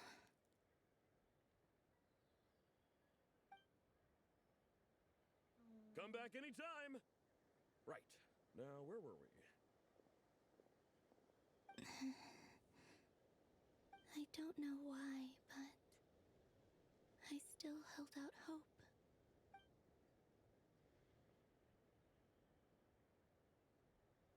The most important thing right now is to find that mage. This name thing seems super important too, but where do we even start looking? I'd better go pay the Fatui a visit.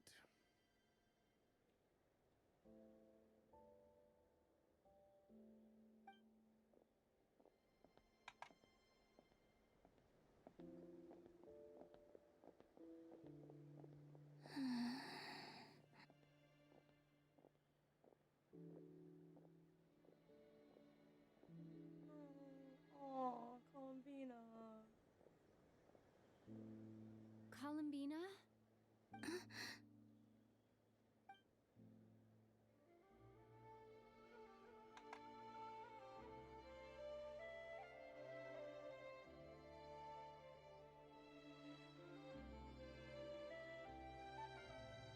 I hope that she has. Traveler?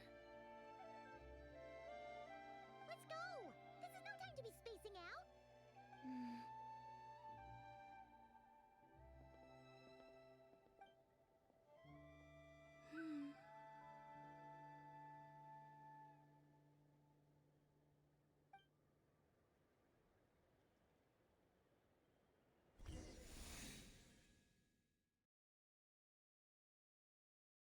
The hope she had. The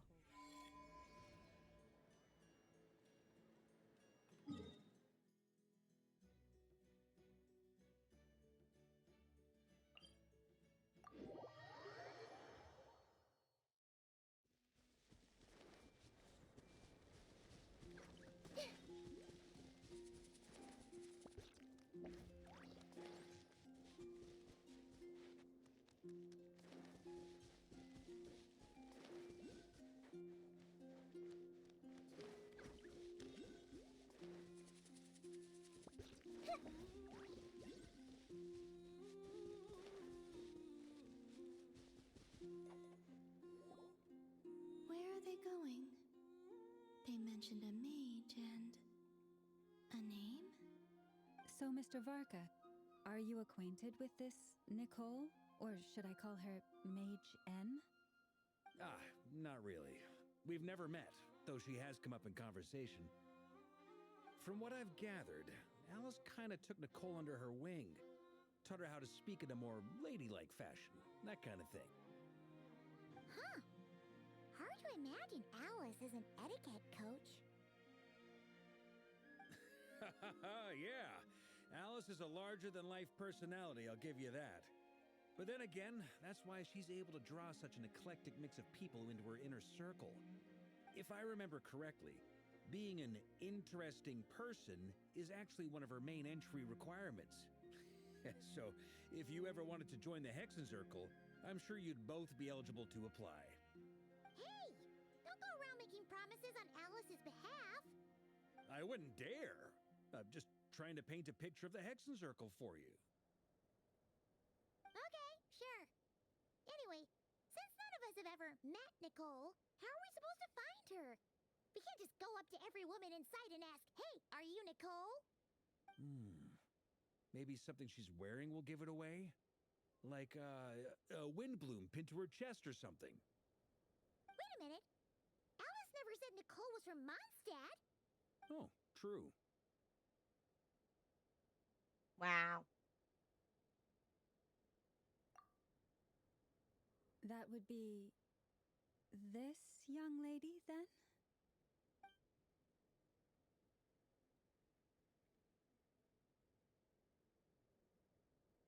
Hey there! Sorry to disturb you, but are you Miss Nicole? Varka, Knight of Boreas of the Knights of Favonius. Alice might have mentioned me before. Mm-mm. Have we got the wrong person?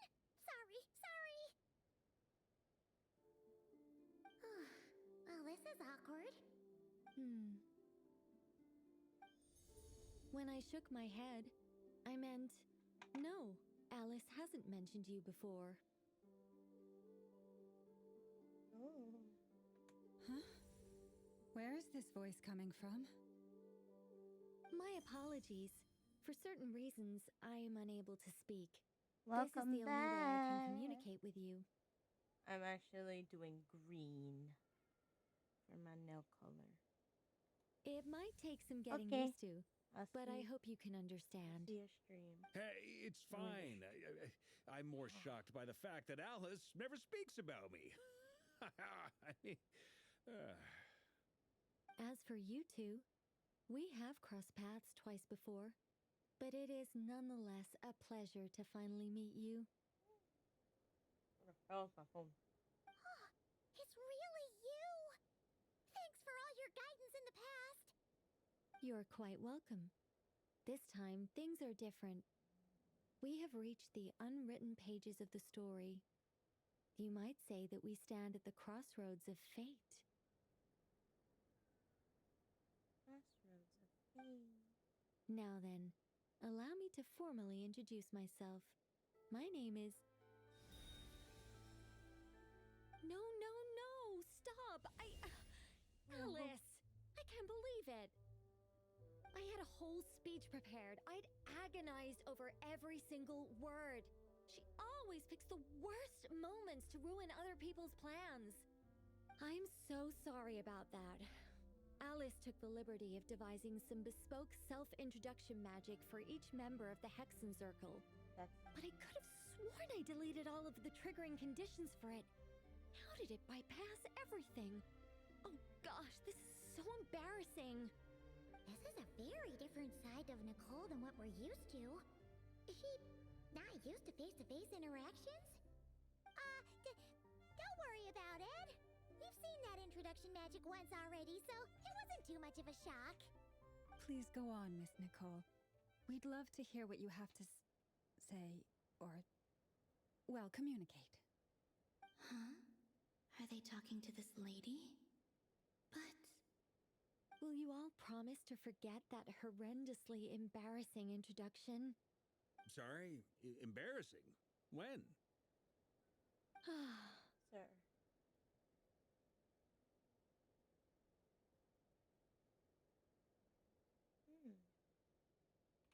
Yes, my name is Nicole, and I am one of a very few angels who have retained both their preferred form and their power. The Traveler and Paimon should be no strangers to this concept. There is another of our kind in Natlan. They call her the Lord of the Night. All right! Paimon remembers her.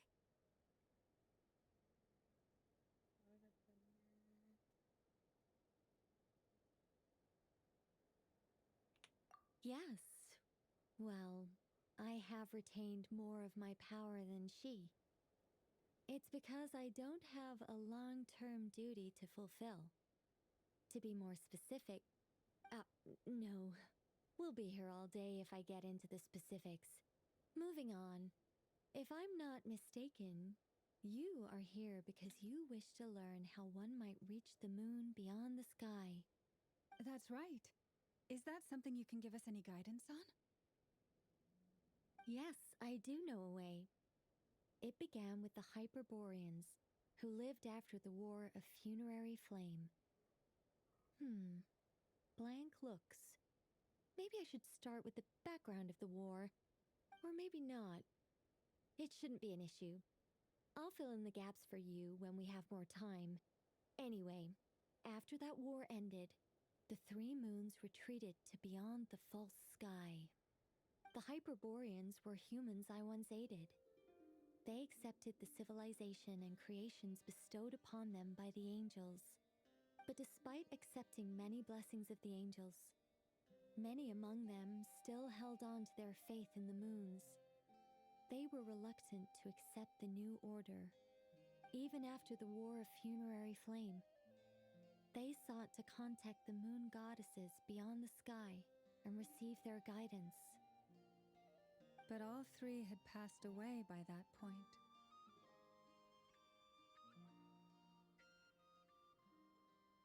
This mage has a unique method of communicating.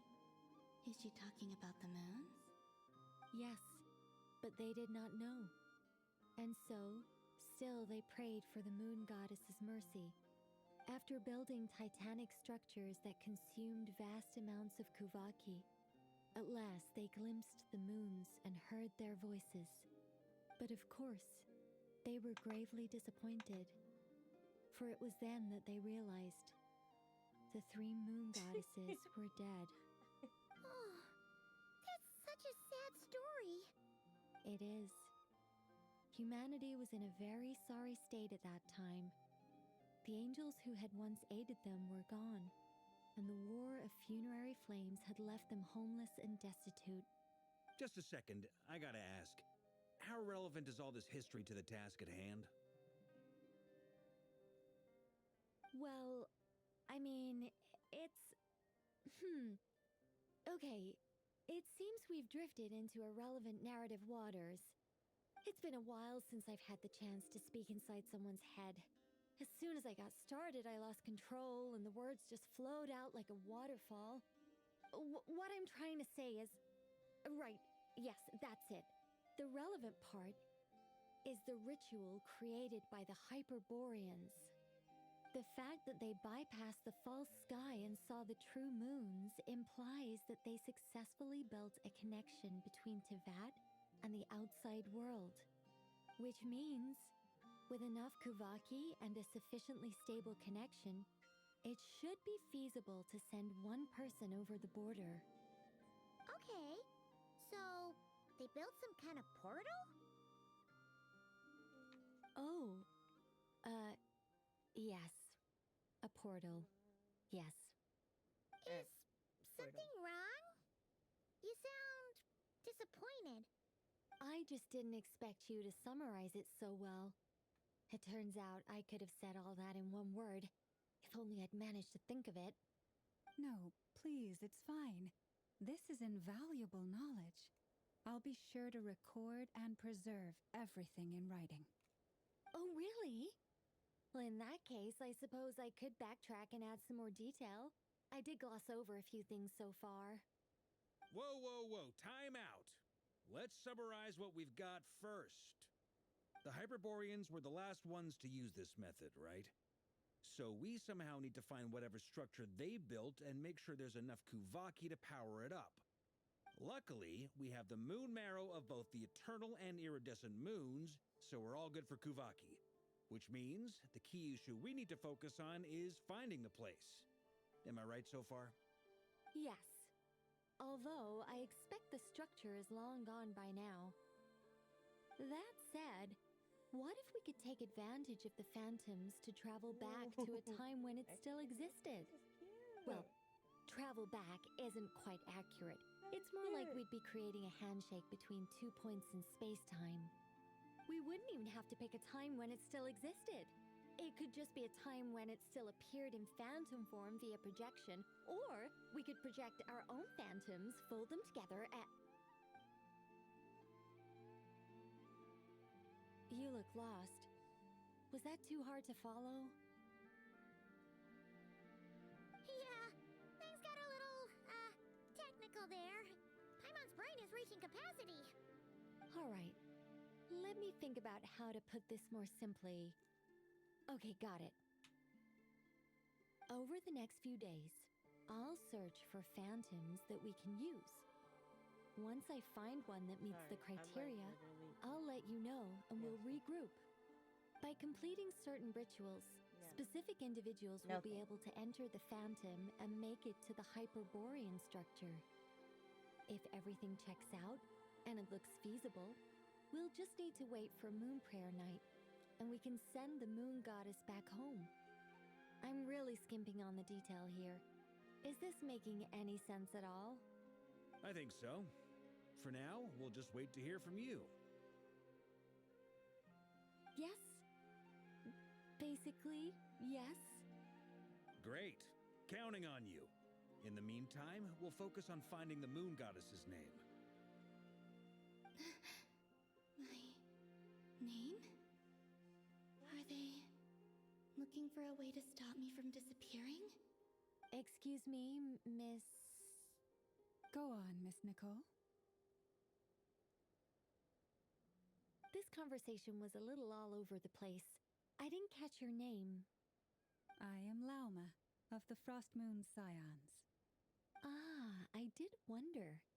I noticed that you listened very intently when I spoke about Hyperborea and the moon's history. If you'd be interested, I'd love to visit you this evening and go through it again in greater detail. Also, if you were serious about making a record, it would be too risky to simply write down the raw details as is. I would suggest some tweaks.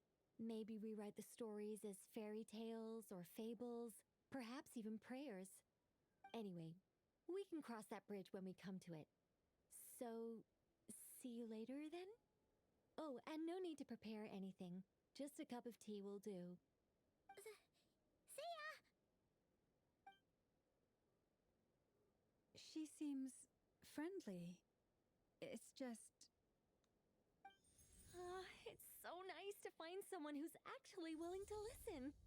I've been dying for a chance to finally go through all this systematically from start to finish. Any longer and I'd probably start forgetting it.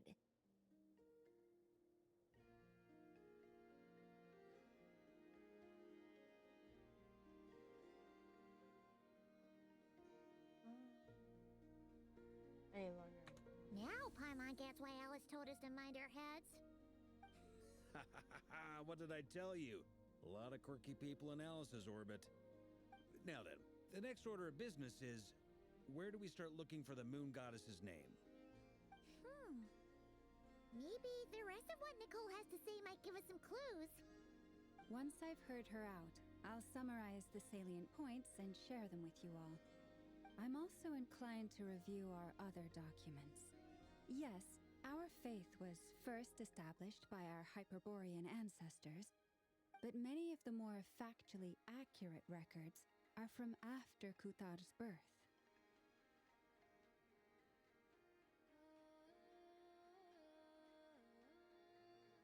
I have much to learn.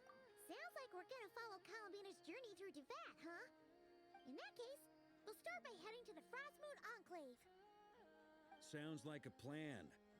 Take this with you. I'll see about getting in touch with the Fatui. It'll probably just be Arlecchino and Sandroni again. They're the only ones who would want to help. Thank you, Mr. Varka. Don't mention it. Honestly, I'm more comfortable dealing with the Fatui than prying into the details of a young lady's childhood. Catch you later. I should follow them, just in case there's some way that I can help.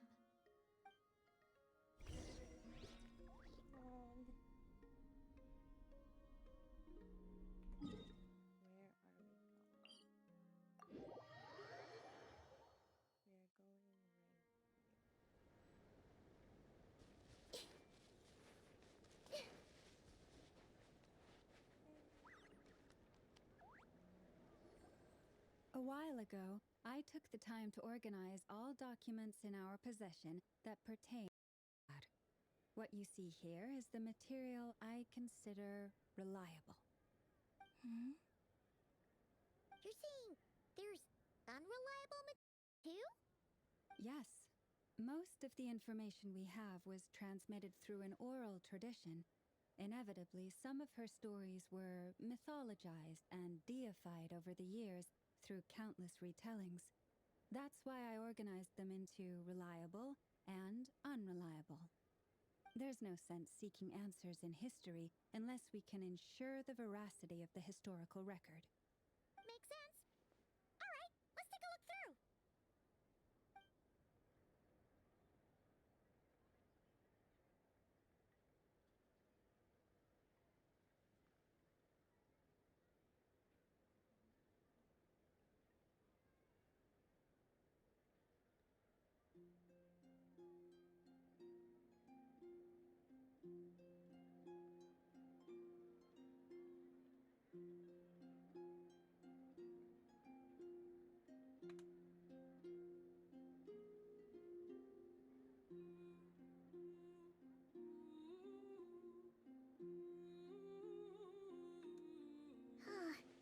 Almost all these records refer to Kutar instead of Columbina. Although neither of those is her real name. Taimon's not sure what point she's trying to make. What we can gather from these records is that the Frost Moon Scions worshipped her as a god, placing impossible expectations upon her. I cannot fault them for their earnest faith, but for all their devotion, worshipping her day in, day out changed nothing. I imagine that none of it resonated with Columbina. It wouldn't surprise me if, even back then, she had already begun to reject the name Kutar and everything it represented. Lama speaks the truth. When I heard them call upon Kutar with hope and expectation in their voices, they may as well have been calling upon somebody else.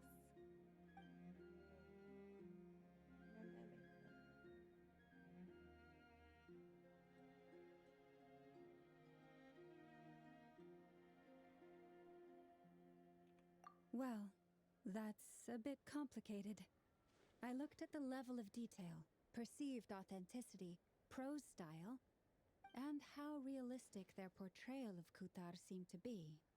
Amongst the Frostmoon Scions of today, only I know of her existence, and I alone have spoken to her face to face. As such, I know that there are certain things she simply would never do. That being said, I have sensed some changes in her lately. Changes? Me? Seems like this is getting us nowhere. For what it's worth, why don't we check the unreliable sources too? Sure. Give me a moment.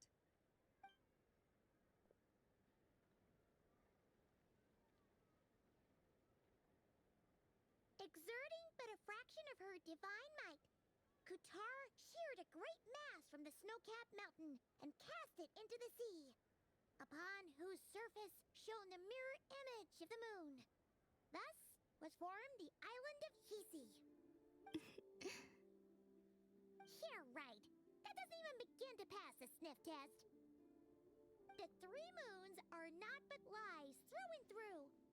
Only one moon has ever for us, and Kutar is her name.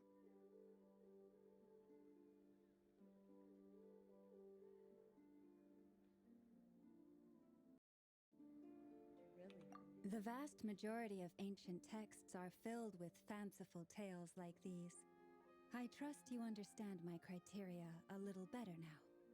Kutar did not speak, merely gazing into the distance in silence. And where her gaze landed, this was her prophecy. Clearly, whoever wrote this text never even met Kutar. Otherwise, they'd know that her eyes are always closed. What about you, Traveler? What are you reading? Seems like a collection of antidotes.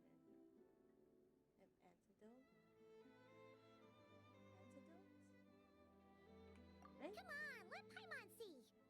The child wished to build a wooden nest with which to shield a fledgling bird from the cold. But being so young and lacking in strength, the child could not snap the branches from the trees. Kutar was passing by. Upon seeing the child, she summoned forth the Kuhenki, who built a beautiful nest for the child. I remember that. Not knowing the meaning of Kutar's divine intervention, the child dared not to respond, and thus ran home to call their parents. But Kutar was gone. The Moon Chanter declared the event a miracle and took the nest as a relic, placing it on high for all to see. The child was named and favored by the goddess, and was greatly respected amongst the people. Yet, no further miracles were bestowed, and this matter was forgotten in but a few years. Huh. Any thoughts after reading that? Yeah. Nope. Columbina probably just wanted to join the kid in making nests. Ah. I'd originally considered this a fabrication, because Kutar did not perform any similar actions in subsequent records. But now that I think about it, it does seem like something Columbina would do. It's just that... She didn't know how other people would interpret her actions. She was probably worried about making things difficult for people. And so, she gradually stopped joining in. Yes. Oh, that's so sad.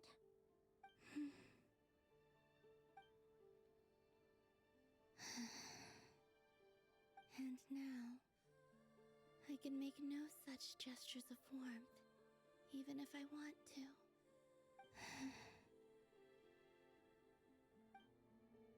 Still no name. That's a bit of a shame. But we did learn some interesting stories. That's gotta count for something. Barca said he was gonna set up a meeting with Arlecchino and Sandrone, right? Let's go back to Nasha Town and see how he's doing.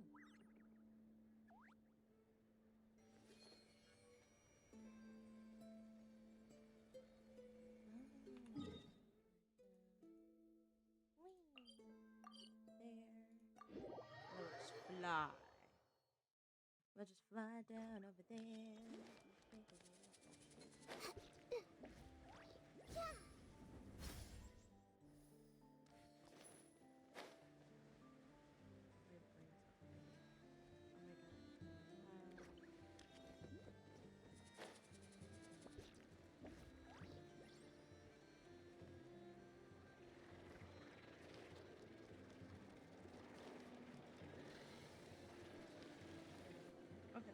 Let's see.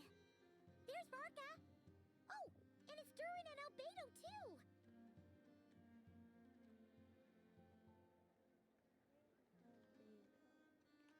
Yeah, this is pretty much the same place we bumped into each other last time. I convinced them to stick around a little longer. We were all waiting on people, so I figured having a little company would help pass the time. Ah, so you've been waiting for us? Does this mean that you've already arranged things with the Fatui? Sure does. Now you're back, we can go meet up with them together. How'd your investigation of the Frost Moon Enclave go? Well, we didn't find out Columbina's true name. But apart from that, it went pretty well.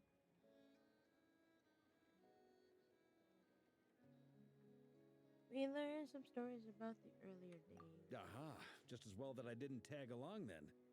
I'm sure our moon goddess wouldn't want every man and his dog knowing all about her private life. Still, desperate times, desperate measures, I guess. Someone had to do it. So, Varka was waiting on us, but what about you two? Are you waiting for Alice? Oh, no. We already met with her. We discussed that experiment I mentioned to you last time. Oh, and she also handed me this communication device. Yeah, these are the ones from the Golden That's Apple right. Ago. I understand she informed you about the relationship between the phantom phenomena and Tevat's borders, yes? She wants me to help her with some more experiments on that front. She said that she'll contact me through this device with more information. Ah, I see. Following instructions and making observations. Pretty common research method. Takes me right back to Albedo's lab. Wait, then who exactly are you meeting? Someone you know. Albedo's met him too. But I don't think Miss Lauma or the Grand Master have been introduced. Introductions are overrated, especially in cases like this. It's you! So, it's not like the academia has prohibitions against going abroad. Also, I applied for leave. I've been writing to Hat Guy in a human form. I've already brought him up to speed on everything that's been going on in Nodcry. Hat guy. Hat guy? Turns Why out, did I actually have heard that name before. I forgot. Oh? Then why did you react the same way I did? I only knew the name, not the fella. But since we're all here, let's do some introductions for what it's worth. I'm Varka, Grand Master of the Knights of Favonius.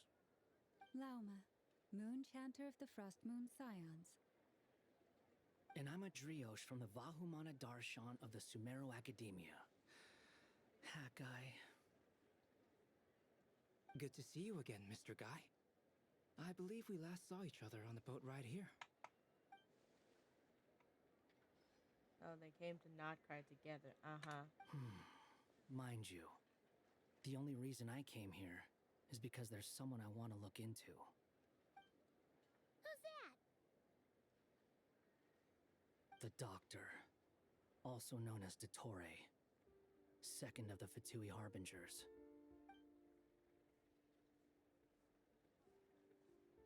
Yes, I did this one. From the tone of your voice, it sounds like there's bad blood between you. I was reviewing our archives and noticed that a lot of information about him was missing. Left a bad taste in my mouth. That's all there is to it. Dottore, or Zondique, as he was then known, once studied at the Academia, but he got kicked out before he could graduate. So the Harbinger's #2 man is a college dropout? Ah, how embarrassing for them. Last we heard, he was planning something. We actually heard that a few times before, even coming to Nodcry. But we haven't seen a trace of him since we got here. He only appears when something interests him. For all we know, he might have left already. But the fact he did something here at all is worth noting. It'll fill a couple extra lines in his file. Why does it sound less like a file you're writing and more like a criminal record? Anyway, we were just about to meet 2 of the other Harbingers. Want to come along? You might learn a thing or two about him there. Sure. Even though they're Harbingers, well, they're old acquaintances of ours, so, you know, when you talk to them, try to be... I got it. The Frost Moon Scions' relations with the Fatui remain tense. Forgive me if I do not attend. In that case, we'll continue assisting Miss Alice with her experiments. Good stuff. Everyone's having a fruitful time. All right, we better get going. I'll lead the way. Sure.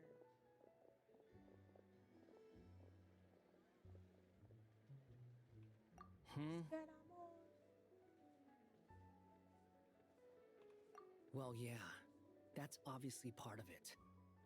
But I'm not the only one who has a score to settle with him. Neither you, nor Lesser Lord Kusanali, nor I want to see him meddling with things again.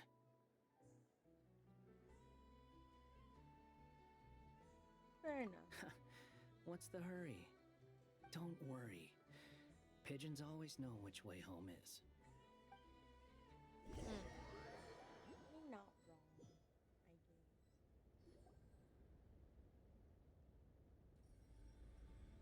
You made it. Who is this? A scholar from Sumeru. They call him Hat Guy. He's an old friend of the Travelers. Wait, this is the academia representative you wrote about? He doesn't exactly look the part. I believe this will prove my identity.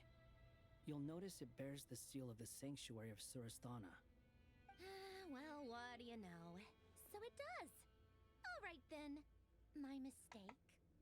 It's fine. I expected as much. What? So as I mentioned in my letter, the Academia's got its eyes on Dottore. But this matter remains top secret. Who's assisting in the investigation, the fewer people who know, the better. If anyone asks, I'm here in Nodcry to pursue my personal academic interests. I gotta say, Marka, you did pretty well to keep all this under wraps for so long. Sounds like you got in touch with the Academia about this way back. you flatter me.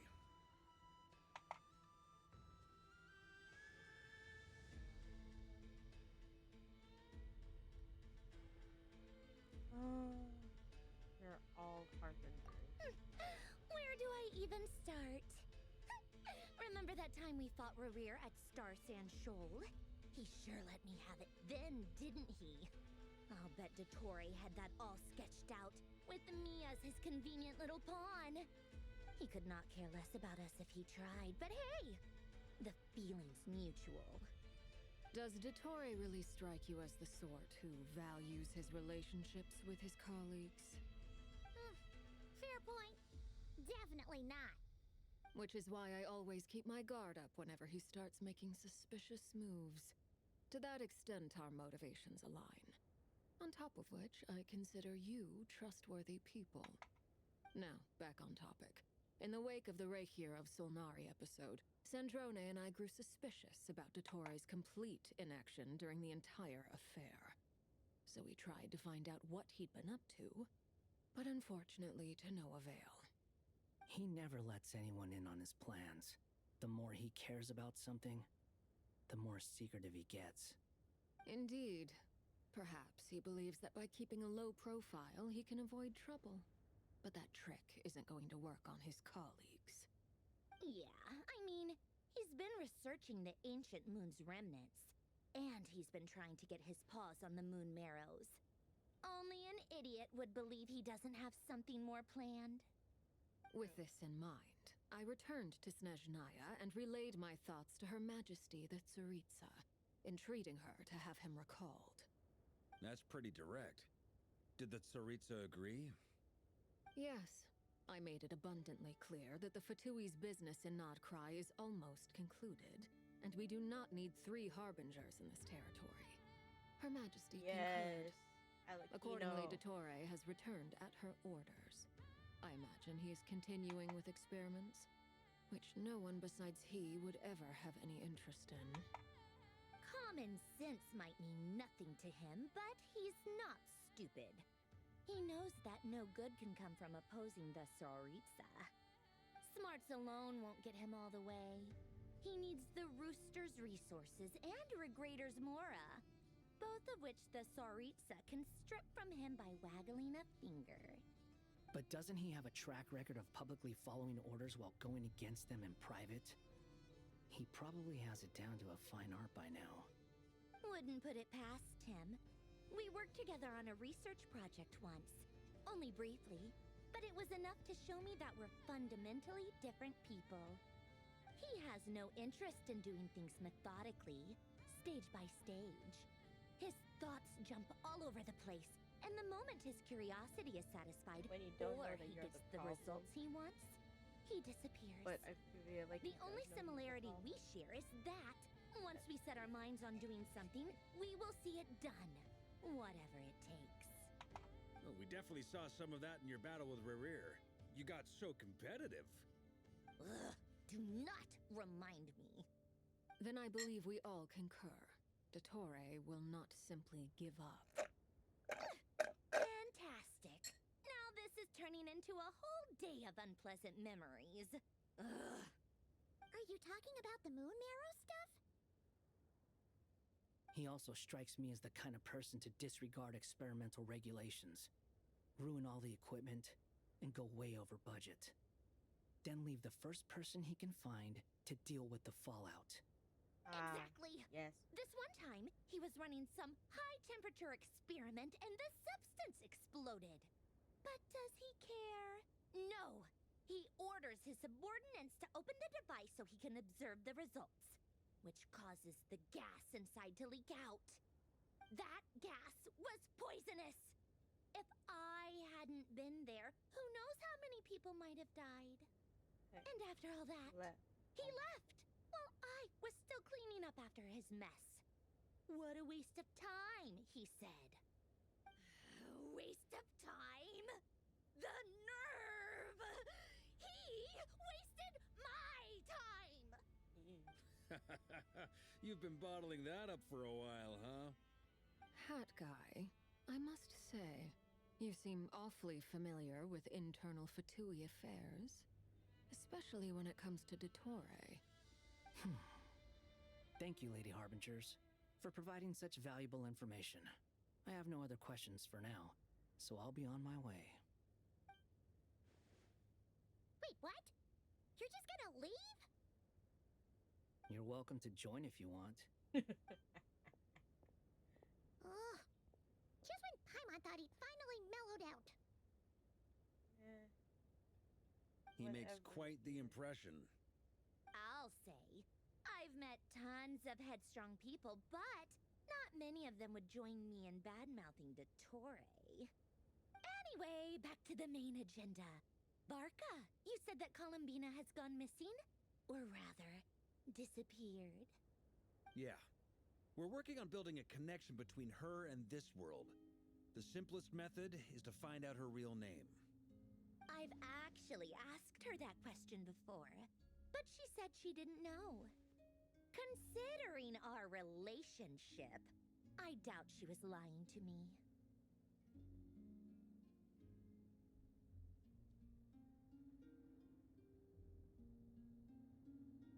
As far as I recall, she was never dispatched by Her Majesty to claim a gnosis or anything like that. Yuritsa's plans had long contained a place specifically for her. I always thought that was weird. What could she do that the rest of us couldn't? Knowing what we do now, it's probably something related to Kavaki, right? More than likely. When she first arrived, Columbina would often go to Her Majesty and ask when she could start the task assigned to her. But Her Majesty always gave the same reply. The time has not yet come. So she spent her days in Snezhnaya doing basically nothing. The Tsaritsa has summoned a beautiful blind maiden to be a harbinger, giving her the third seat by virtue only of her enchanting voice. It was a dumb and stupid rumor, but the reality of the situation made it hard to refute. And what happened after that? I imagine she stopped caring. She no longer seemed to care why she had been recruited, and Her Majesty never gave her any missions, so she just continued to sing in the flower garden. For my part, I was busy. So busy, in fact, that watching someone be that idol had me fuming. But still, I got the sense that she had long been used to a life of other people claiming she was needed when she wasn't.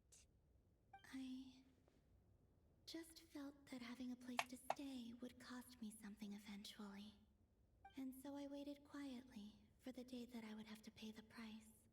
And on the other end of that spectrum, you had me. Someone once told me that I had the lousiest work and the toughest luck. Damn. That's a good way of putting it. I forget who said it, but those words have always stuck with me. Yeah. But you've done your job exceptionally well all this time. Because at heart, you are a conscientious person. What is it? Something come to mind?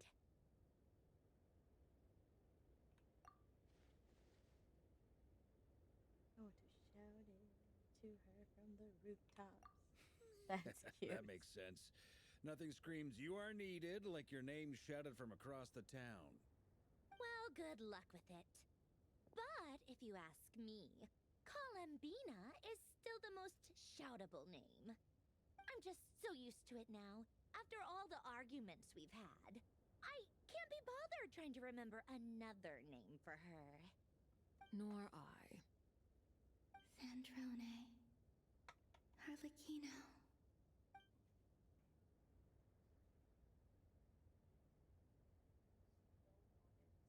Huh! It's a Sealy!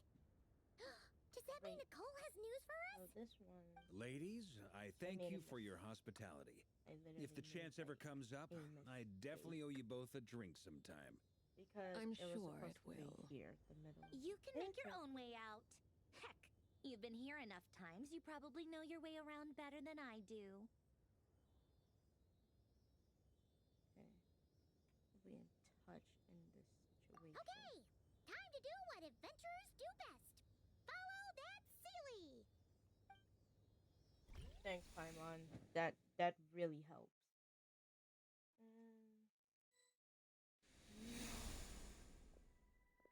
Here you are.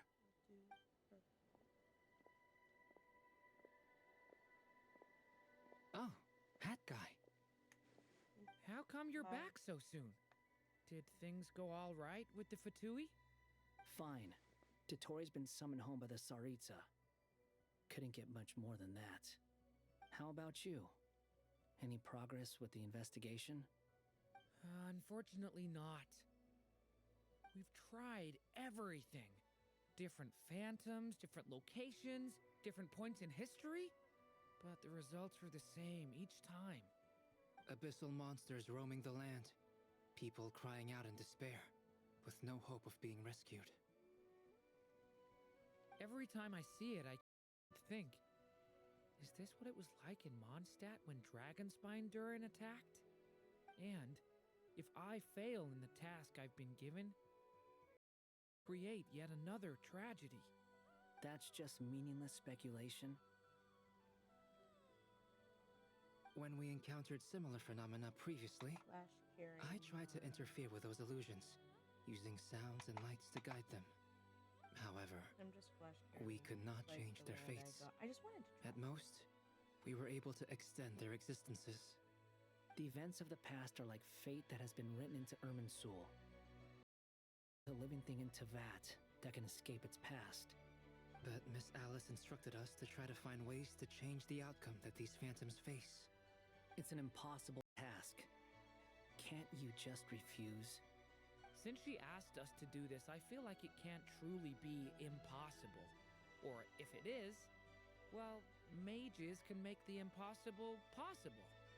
I could not have been born as Durin otherwise. But you also said that your past 39 attempts were fruitless. That's true. But you're still going. Yes. After this many futile attempts, surely you realize that you're not doing this because you still believe what some mage told you. It's because you want her hypothesis to come true. It's something you wish for deep inside. So, think for yourself about what you want to do. As long as you don't believe it's futile, it isn't. Yeah. Previous experience indicates that we cannot touch the phantoms, which limits the effectiveness of our interventions. If we want to clear this hurdle, Shane. We need to Hello, break how are this you rule somehow. doing? Thank you for Same the thought follow. here. I really appreciate Following it. the same rules means repeating the same failures. Reducing ourselves to mere playthings of fate. So you mean we need to figure out a way to make contact with them Hello, despite hello. knowing that How we are you? can't? Yes, and I suspect that's something only you are capable I'm of. sorry, like, I'm actually supposed to Everything go in out Teyvat and is logged in Irminsul. But the 30 withering that minutes. once occurred in I'm Sumeru like, I'm still not done was with a my nails. sign that the Great World Tree was being corrupted. Me? This corruption allowed things that I should not have started existed back in Teyvat to appear. in This is tantamount to 2021. rewriting reality to an And extent. then You're saying abyssal power might be able to affect and then I those took like the phantoms? most longest No break one's ever known to tried it man. before. If you're Because I had gonna try another it, account, but something it'll take happened. courage. Yeah. And you have to But- be confident. and then like now I'm that starting to you can stream again control it. because I finally finished school, and like I also want me and my friends to stream as well. She's missing. So yeah. I have to find her. I hear someone inside. Like what game? Like what kind of games are you into and stuff? So this is your main game now, or what's? My main game is actually Mobile Legends. Like it's a mobile game, Mobile Legends Bang Bang. Maybe it'll change his But decision. Genshin Maybe was he'll stay always like my away. casual go-to. Yes.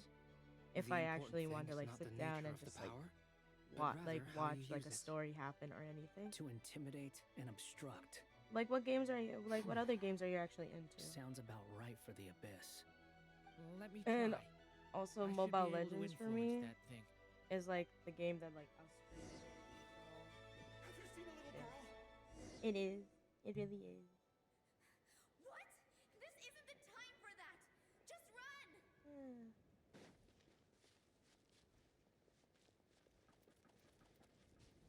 Okay. I hear someone inside. Spargana?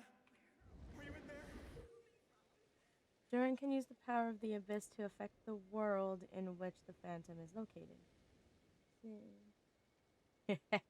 So, for example, using it on Stone Pillar will create a barrier with the intimidate and construct attributes, which in turn will affect the choices and actions of the human Phantom. Hello? Like Josephine, do you play Genshin? What is this? Looks dangerous. I should get out of here.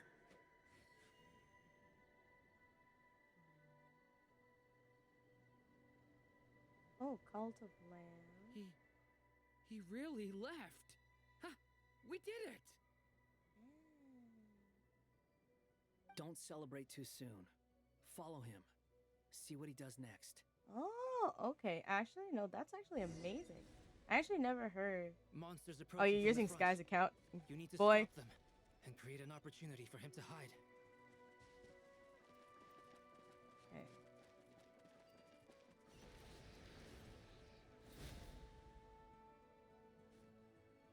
Help me!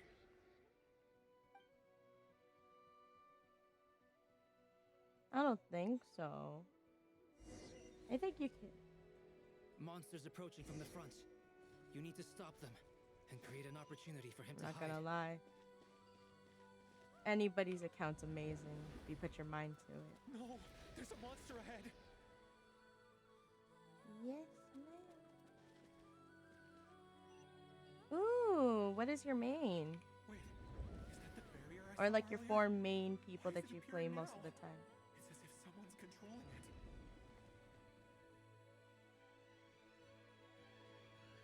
The monster's gone. Wait, Is what it do you safe mean? now? Like, is Sky's account like unstoppable?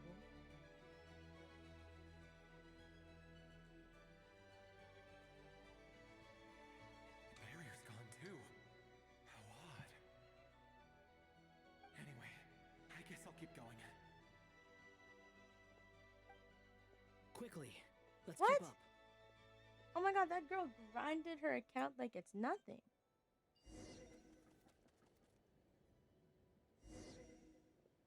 Wait, there was someone else here?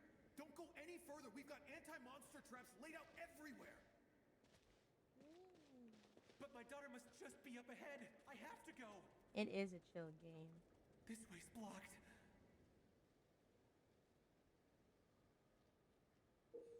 Yeah. Darian's abyssal power can also affect the phantom explosive.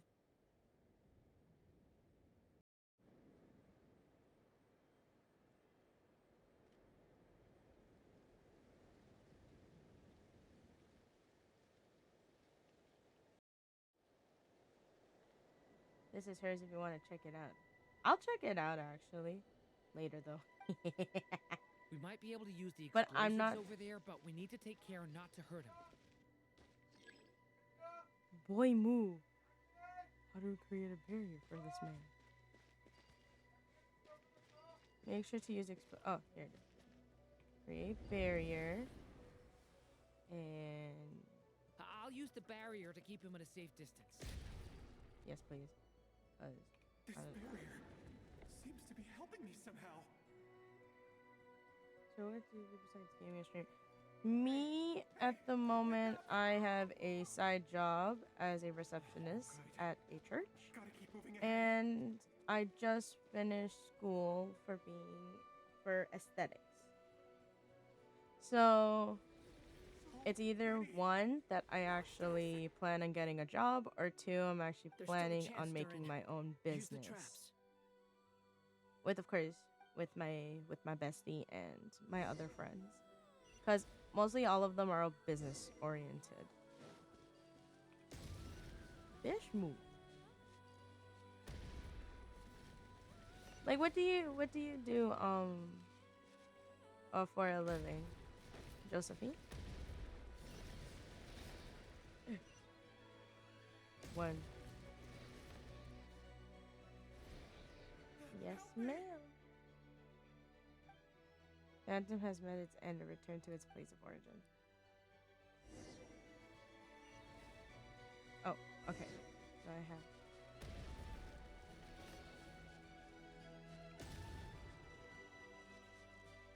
Oh shit.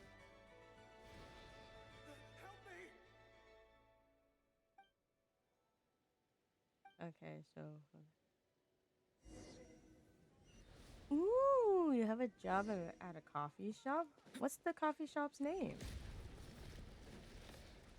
Also, what is your side business?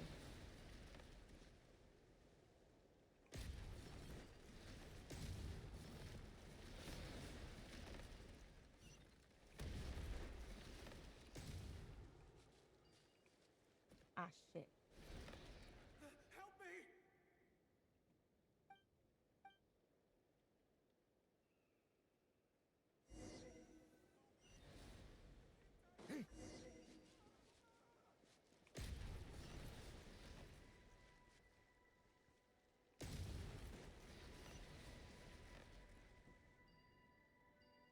One, two.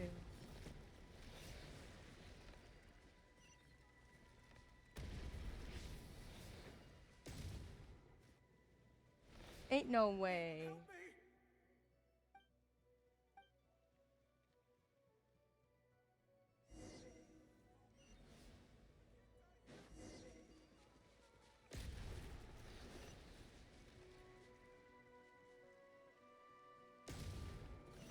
Oh, you're a digital creator. That's actually amazing.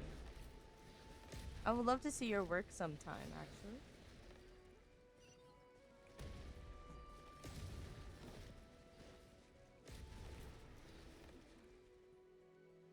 This is a new development. I've never seen this happen before. We might just be able to save this person. I actually knocked down my top.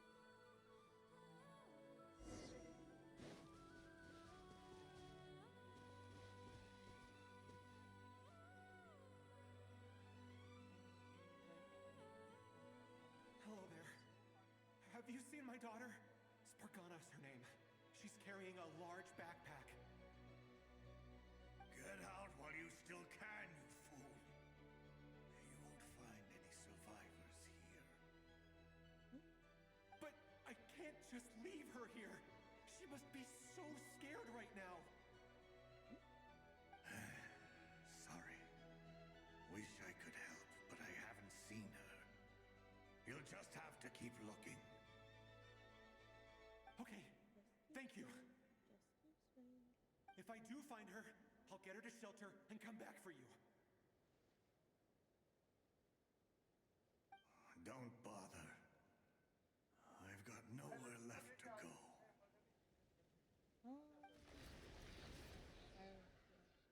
I would love to see some of your work. Oh, Mika Connect. Yes! I would love that. No, if he goes inside, he'll be walking My into a trap. Discord's Let's try basically this the same once as my more. username. This time so we it's have actually to easy stop to him. find.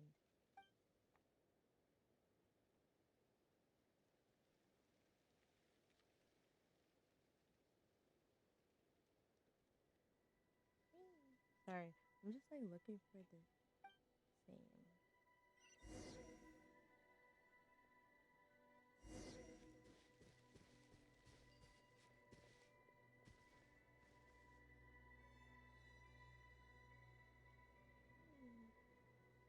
Hello there.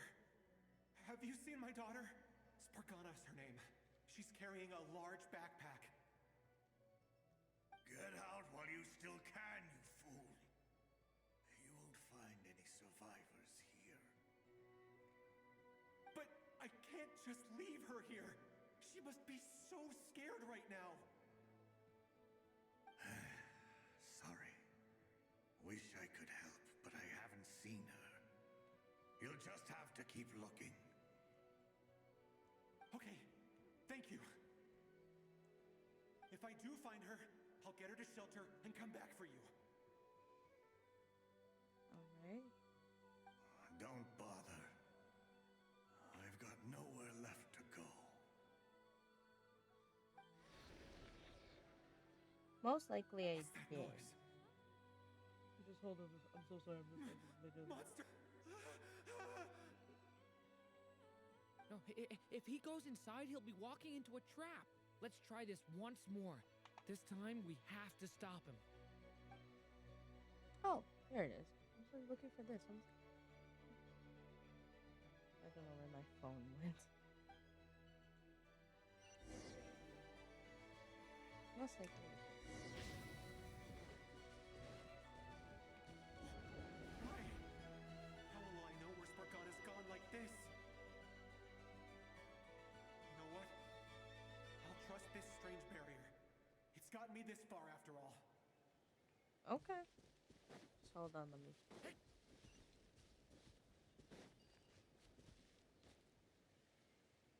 Spargana, are you there?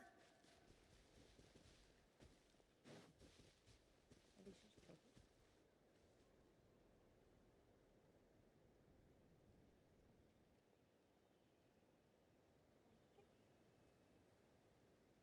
Yes, I got your friend request.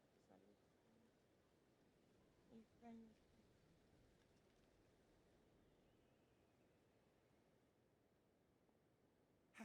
Hello, I'm looking for... Huh? Okay, so I Looking for what? Everything here belongs to me. Get him, boys! Heh.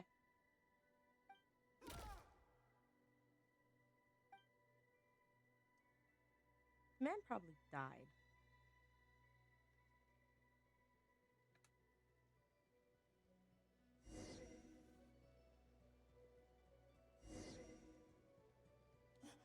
Why? How will I know where Spargana's gone like this? You know what?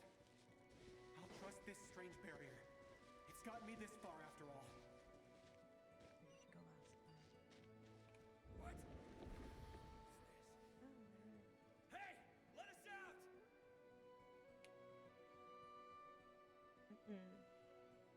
Spargana, are you there?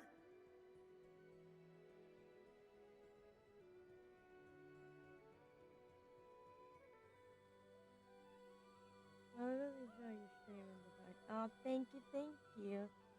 I actually love when people come and we all just talk and have fun. It makes my day all the time. To be honest, if I wasn't so focused on my nails, I would be talking a lot more. But here I am.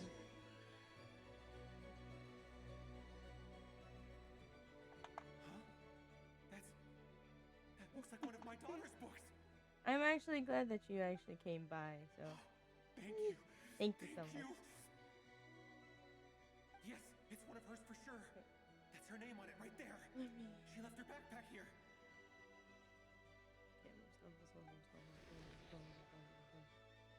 Durin, just like last time. Use the explosives.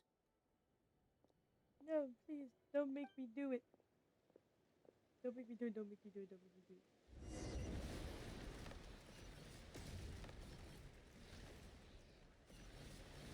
Yeah.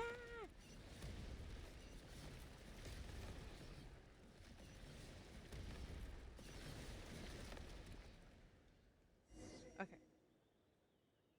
It won't work. There's not enough left. If he makes it in, he'll die. But then, this clue could be the key to him finding his daughter. It might not be the only one. Better he misses that clue than loses his life.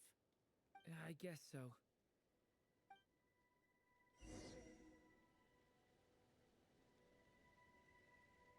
Stop him, Durin. We can't let him get any further in. I'm doing the Abyss one right now. Hell yes, sir. Hell yeah.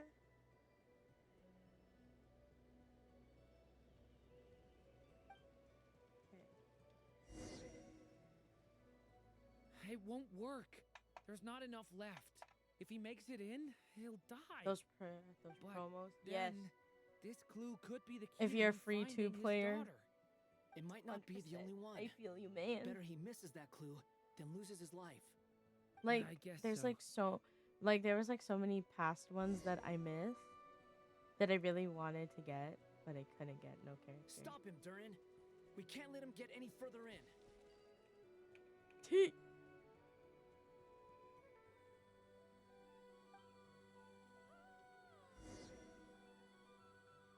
It won't This will work. This will There's not replay. enough left. If he makes it in, he'll die.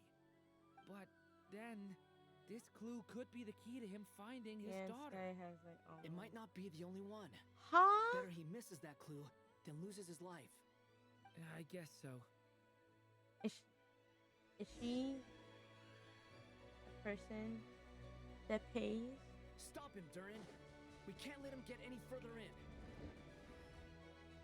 That's my daughter's book. She's passed this way. Why? Why won't you let me go in? How? How? I'm like, damn. She must have like searched high and low for primos, bro.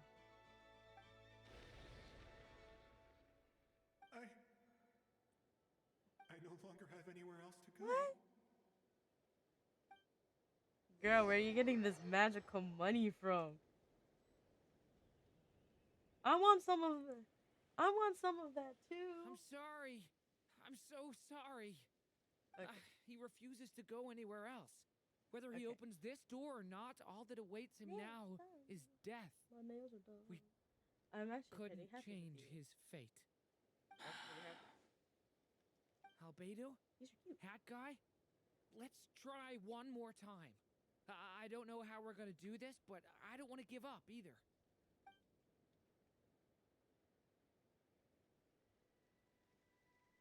I got nail Why am I here? What's going on? Give me, like, tell Sky, give me her. Scenes running through my head. Where are they from? Huh? What's going on? His reactions have changed. How many times? What's happening to me? I actually really like. Huh? Wait. You can see us now? I feel like I always could, but that I only just realized you were there. I'm sorry, I don't know how to describe what I'm feeling. But you were the ones guiding me using that marked barrier, right? I haven't done anything yet, but those monsters, those deaths, they feel like memories. Like things I really did experience. I won't find my daughter. In fact, I'll ultimately die trying to find her. Isn't that right? No, it isn't. Yes, it is. Even so, we're trying to find a way out of this. You've not seen my daughter either, have you? It seems she really isn't here.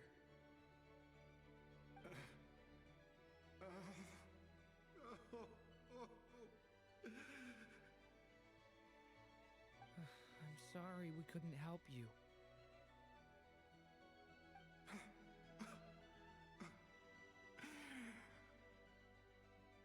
I'm just tired. Maybe this is destiny. Maybe it doesn't matter how hard I search. How long do I have left? Experience says 15 to 20 minutes. 15 to 20. Thank you for all your help. Let's rest a while. You look exhausted too. Now's not the time for you to start pitying us. It's not pity. I'm just realizing that I've only got 10 or so minutes left. You know?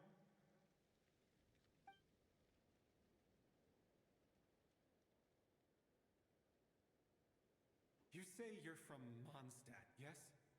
A place with windmills, where people enjoy limitless freedom? And you're from Sumeru, where they've built an academy into a giant tree? Yes. Okay, It seems I'm you've back. never heard of either place. Those names are unknown to me, I'm afraid. Yes. Have you heard of Hyperborea? I'll do my makeup and everything when I have, the place. but it's easier. I heard that it was destroyed in the distant past. I see. That was where my ancestors once lived. What about Delphi Pytho? Was it later rebuilt? I've never heard that name. Then what about Salvindaknir? I have seen that name on stone tablets on Oh, Dragonspine. thank you. I would love to But see I'm them. afraid the only things left of Thank that you so place much. are its ruins. I see. Sure enough, there was no way to turn this around, huh? I'm sorry. I was the one who asked to chat, but it seems like we're too many ages apart. There's barely any common ground to start from. It's all right. We did hear something new, at least. Ooh, please how do you speak of your actually. I would lives, love to things see must your be work. going all right for you, And if I really like them, They I are. want to know your pricings Mondstadt as is well. a place of freedom and happiness. There's a lot of good people in the church and the Knights of Favonius, and even outsiders find that it's an easy place to feel at home. We have festivals a few times a year. Everyone gets together to drink, sing, and be merry. Sumeru's a lot more uptight. Not really the kind of place where you can relax. It's a nation fraught with problems wherever you look. But if all you want in life is to seek knowledge, I guess it's pretty much paradise. That's wonderful. In other words, after this all-devouring black tide passed, humanity did not merely avoid extinction, but rose to build prosperous civilizations anew. I mean, I can see you all right now. That must mean the future isn't a total mess, right? That's true. Well, time's almost up. Let's part ways, I think. Might be best if you don't waste too much time on me. The chances are slim, I know, but I'd like to spend these last few minutes looking for Spargana. If things work out, I'd love to tell her about what I've heard. Character art, so like, oh, like also do like May we meet again. like VTuber work. Well, or not, most probably. In that case, may your wishes come true.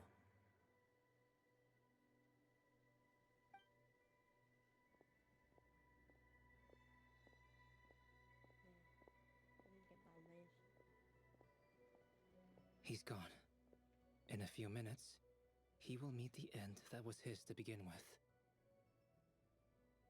The ending of this tale did not change, but I believe that we've just made the most progress we have yet. May your wishes come true. If only it were so simple. Hat guy, could I ask you a question? Hmm? You You've never talked about your past. It seems complicated, and it weighs heavily on you, too. Would you be willing to tell me about it? I mean, sometimes it's better to get things out in the open. Take that guy we tried to help, for instance. At least he said goodbye with a smile, right? I know about Albedo's past. Our experiences are very similar, and he created me. As for you, you're my first friend, and you've witnessed every step I've taken. Yes, I will actually message But you as by soon as possible. comparison, After, I think like maybe I know tomorrow. nothing about you.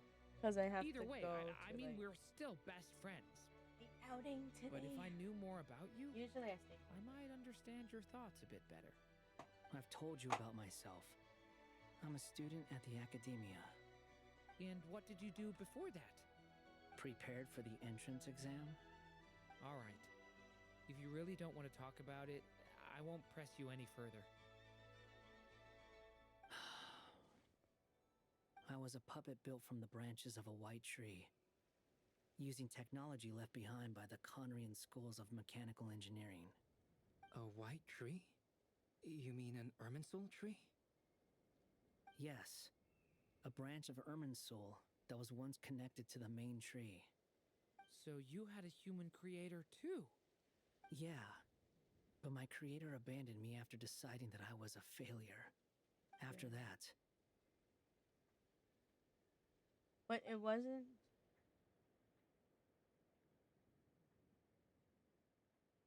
Durin.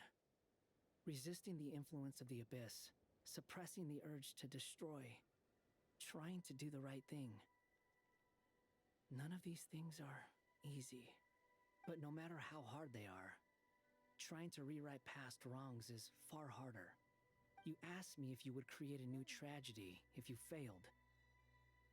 I told you there was no point speculating about that. But the real answer is, yes, you absolutely will. That guy.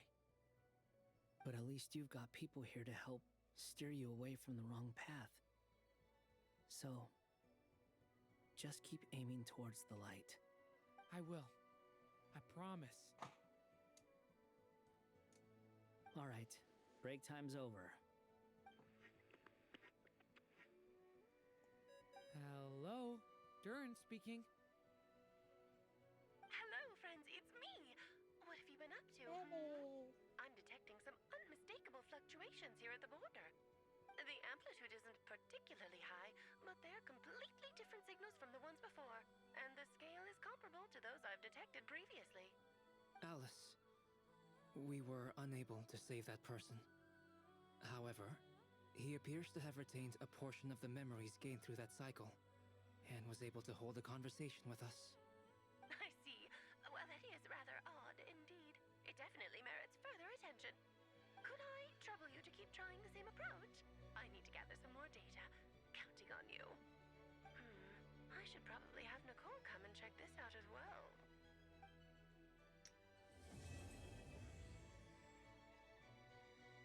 Oh yeah. I didn't think that it would actually end so soon. There you are. I was worried you might stop to collect treasure chests opened by the Seelie along the way. It would have taken you so much longer to get here. Another conversation I cannot hear. I am delighted to see that you understand what takes priority, and that your adventurer's instinct has not swayed your resolve. Really, I must applaud you for it. You should know. Paimon's head. Okay, I'll try and keep it short. My senses are telling me that this is where we shall find the entrance to the ruins. Oh, cool! Well, what are we waiting for? Let's open it up and see! Patience. This was a sanctuary of great importance to the Hyperboreans. A special process is required to open the gate. Oh! Like the place that housed the Eternal Moon's marrow?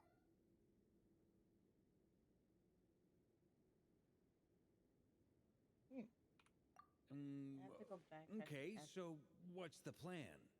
Need us to do anything? And just the short version, if you can. Ah, all right then. I was planning to start with some background on the invention of these techniques. Are you sure you don't want to hear it? It's quite informative. Remember what you were saying about priorities? Fine. Simply put, we need 3 human representatives to successfully undergo a process of Kuvaki resonance. Think of it as a test from the 3 moon goddesses to see if the entrants are qualified, with the most recognizable qualification being Kuvaki. Pretty sure Lauma would ace that test. Oh, wait. But we need 3 people. I also have no doubt that the Moon Chanter would be qualified, but we would need 2 other people with the same constitution. Therefore, the most feasible method is not so much to follow the rules, but to figure out how the test functions and find a workaround. I've done some research, and it turns out the mechanism is rather crude. We'll simply need humans to stand before it who have sufficient Kuvaki energy within them. I'm with you so far. How do we get the Kuvaki in them? The easiest way would be transfusion. Take some Kuvaki from Nodcry's soil, put it into the bloodstream, and get it circulating in the body. So we're going to cheat on the test? Precisely. There are other methods, but this is the simplest one. Cheating the system is much easier than trying to hide from it. Huh? Ah! Sorry? Does the idea of cheating upset you, Miss Lauma? No, that's not it. I suddenly had an idea. Oh, what is it? It's about Moon Prayer Night. I figured out a way for Kuthar to join in the festivities. Huh? But as Paimon said, we need to have our priorities straight. Let's get back to the test. I'll follow up with Nefer on the festival arrangements. Oh, okay. Anyway, is this really the best method we have? A Kuvaki transfusion sounds dangerous, no matter how you slice it. If you think that's dangerous, wait till you hear the other methods. I'd be more than happy to go through them if you'd like. There are several. No need, we're good. Let's go with this one. Very well. Kuvaki transfusion it is. Now, I should mention that the risks can be greater or lower depending on individual compatibility. It would be rash to simply infuse the Kuvaki and hope for the best. If the body rejects it, the reaction can be quite severe. The symptoms are similar to another condition that some people living here suffer from, known as congenital Kuvaki sensitivity. So, before we execute our plan, I will perform a simple test of my own to see who is compatible and who is not. Once that is done, we will have to complete the resonance process as rapidly as possible. The participants must remain stationary while the Kuvaki circulates and bonds with them, and they mustn't eat or drink anything. What? No eating or drinking? That's some hardcore fasting. They'll all be monks by the time they're through.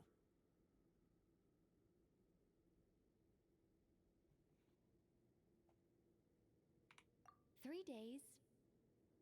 Oh, that's so long! And we still need to find 2 more people who are not just compatible, but also willing to volunteer. Fasting? What are they talking about?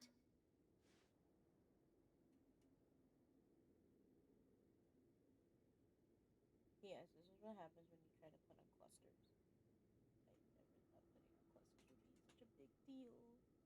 Never thought it would. Really? Don't you want to think this through?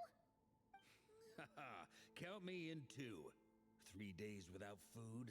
I can handle that. Miss Nicole has made it clear that this is the easiest way. The way I see it, there's nothing else to discuss. It's time to step up.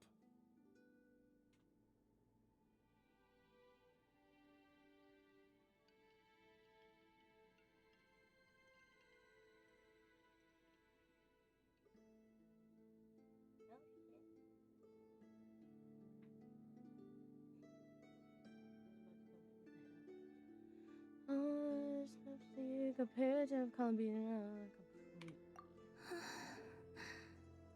Yeah, you're right. In that case, Paimon volunteers to be captain of logistics. She'll keep the fires lit and grab some spare clothes to keep you comfortable. At least she's doing way better than. Then we'll start with you first, traveler. Please step forward.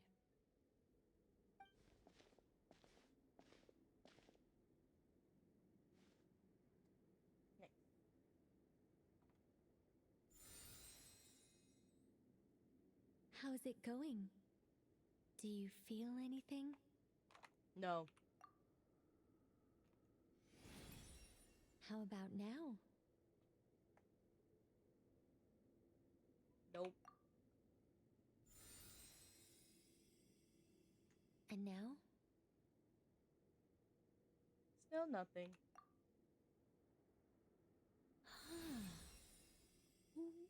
What about now? Nothing. You guys, it's not a competition, you know.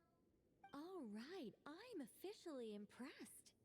Even as a descender, you can withstand far more than I imagined. It's like I summoned a giant stone titan to arm wrestle you, and your arm hasn't even moved an inch. In my last attempt, I infused 5 times the amount of Kuvaki required. Ooh, that much? Yes.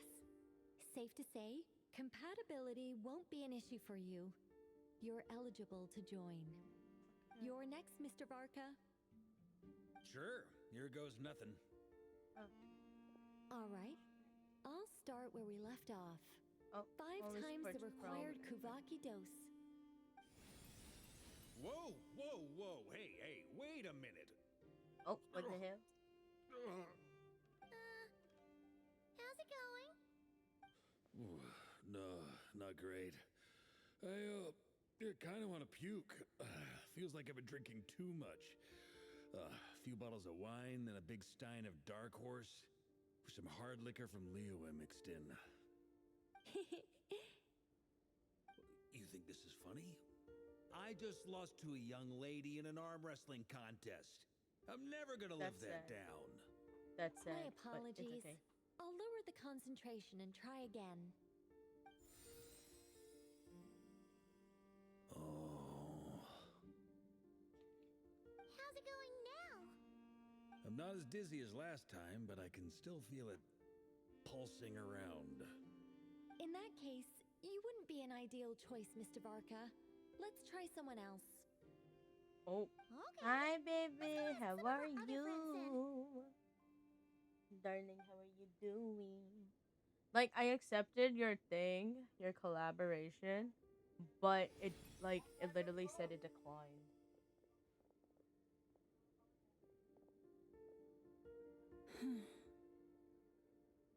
No surprises here, Miss Moonchanter.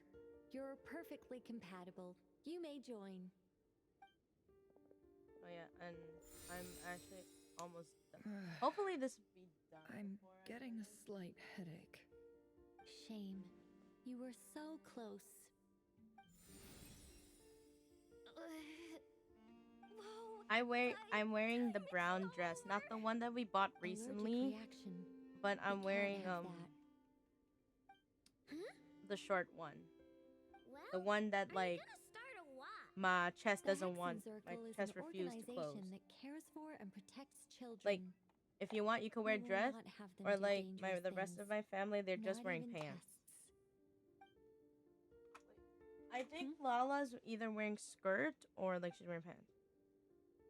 Is something the matter? Like, what do you mean by Candidates casual? have to be human. I guess that rules me out too. Huh. Everyone except the moon. Could you send me a picture of like what casual looks Guess like? I don't need to feel so bad after all. 'Cause I know you're I mean, shiny. looks like this isn't going to be as easy as we thought. Perhaps I could ask for volunteers among the Frost Moon Oh. Scions. I'll see about talking to some trusted Lightkeeper colleagues. Itlua springs to mind. In fact, I think we had some former Frost Moon Scions join our ranks recently. Can you give me the signed scientific explanation for how the test works, I can probably make some kind of test bot. Then we can just zip through Nasha Town, going up to people and pressing a button to check their status. Wouldn't that be way easier? No. Wow! No elaboration for once. How about I contact the Knights of Favonia's garrison in the Wave Chaser plane? Shame that Lohan's already left. That guy's even tougher than I Like this am. part's not closing. Strange. The moon goddess is clearly revered by many people. So why is she on the brink of disappearing? She mentioned that the world has rejected her from the very beginning. And when we fought the Reikir of Solnari, it seemed like she exhausted her power for our sake. Also, I'm not sure revered is the right word for how people feel about her. Gratitude, certainly. For my part, anyway. It's basic reciprocity.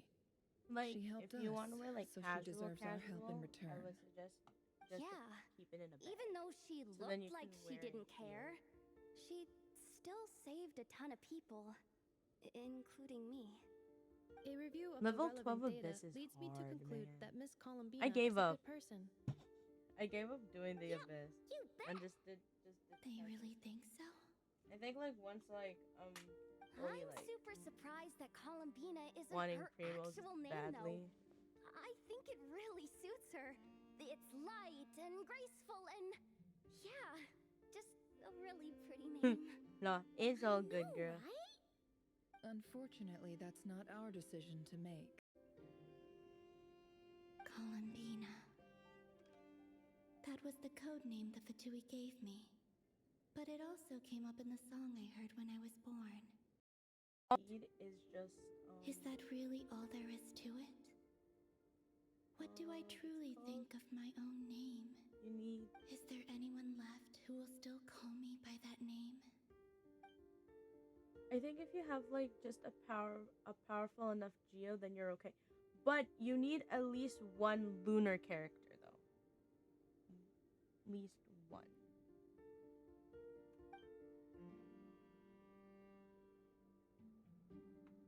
Lol, okay.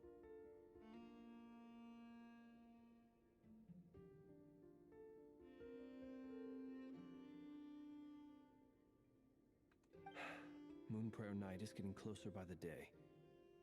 We're running out of time. We need to look for other candidates. Then allow me to try. Huh? What are you doing here? You contacted It's your no friends work. via the Adventurers Guild. Sandrone has been keeping an eye out for something like that, so she informed me. Since I have the ability to accommodate a moon marrow, I should prove to old- be a suitable candidate. It's okay. Zhongli, it's all good. Arlecchino. I completely forgot. When can we begin? I see. We can begin right away. Zhongli. Zhongli. How was it? Did you feel any discomfort? Not at all. Then it seems we shan't need to look for additional Going to candidates church after first. all. Yes. We're going to church. I would.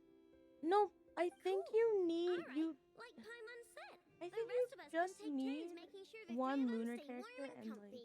like. I Then think that's my how it job works, is to right? take care of the caretakers. I will ensure everyone receives food and accommodation.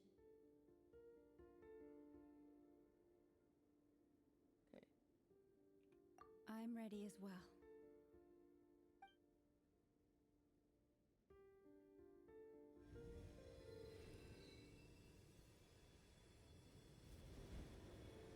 I think I have to.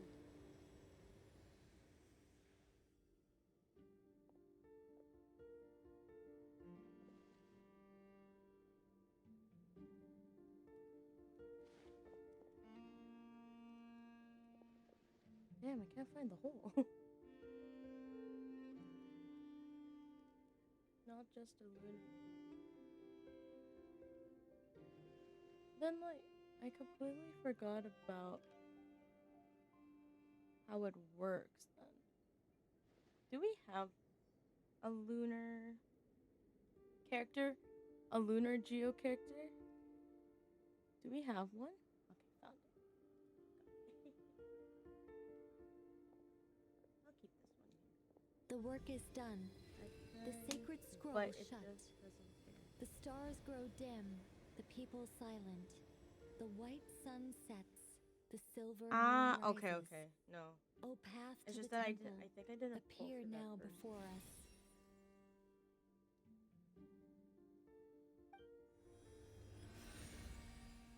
Wow! It really opened! So that's what all this is about. Oh, is he the They've gray been trying hair to open this gate. guy? With a calm mind, He the this gray proved hair not too guy? arduous. Come, let us enter.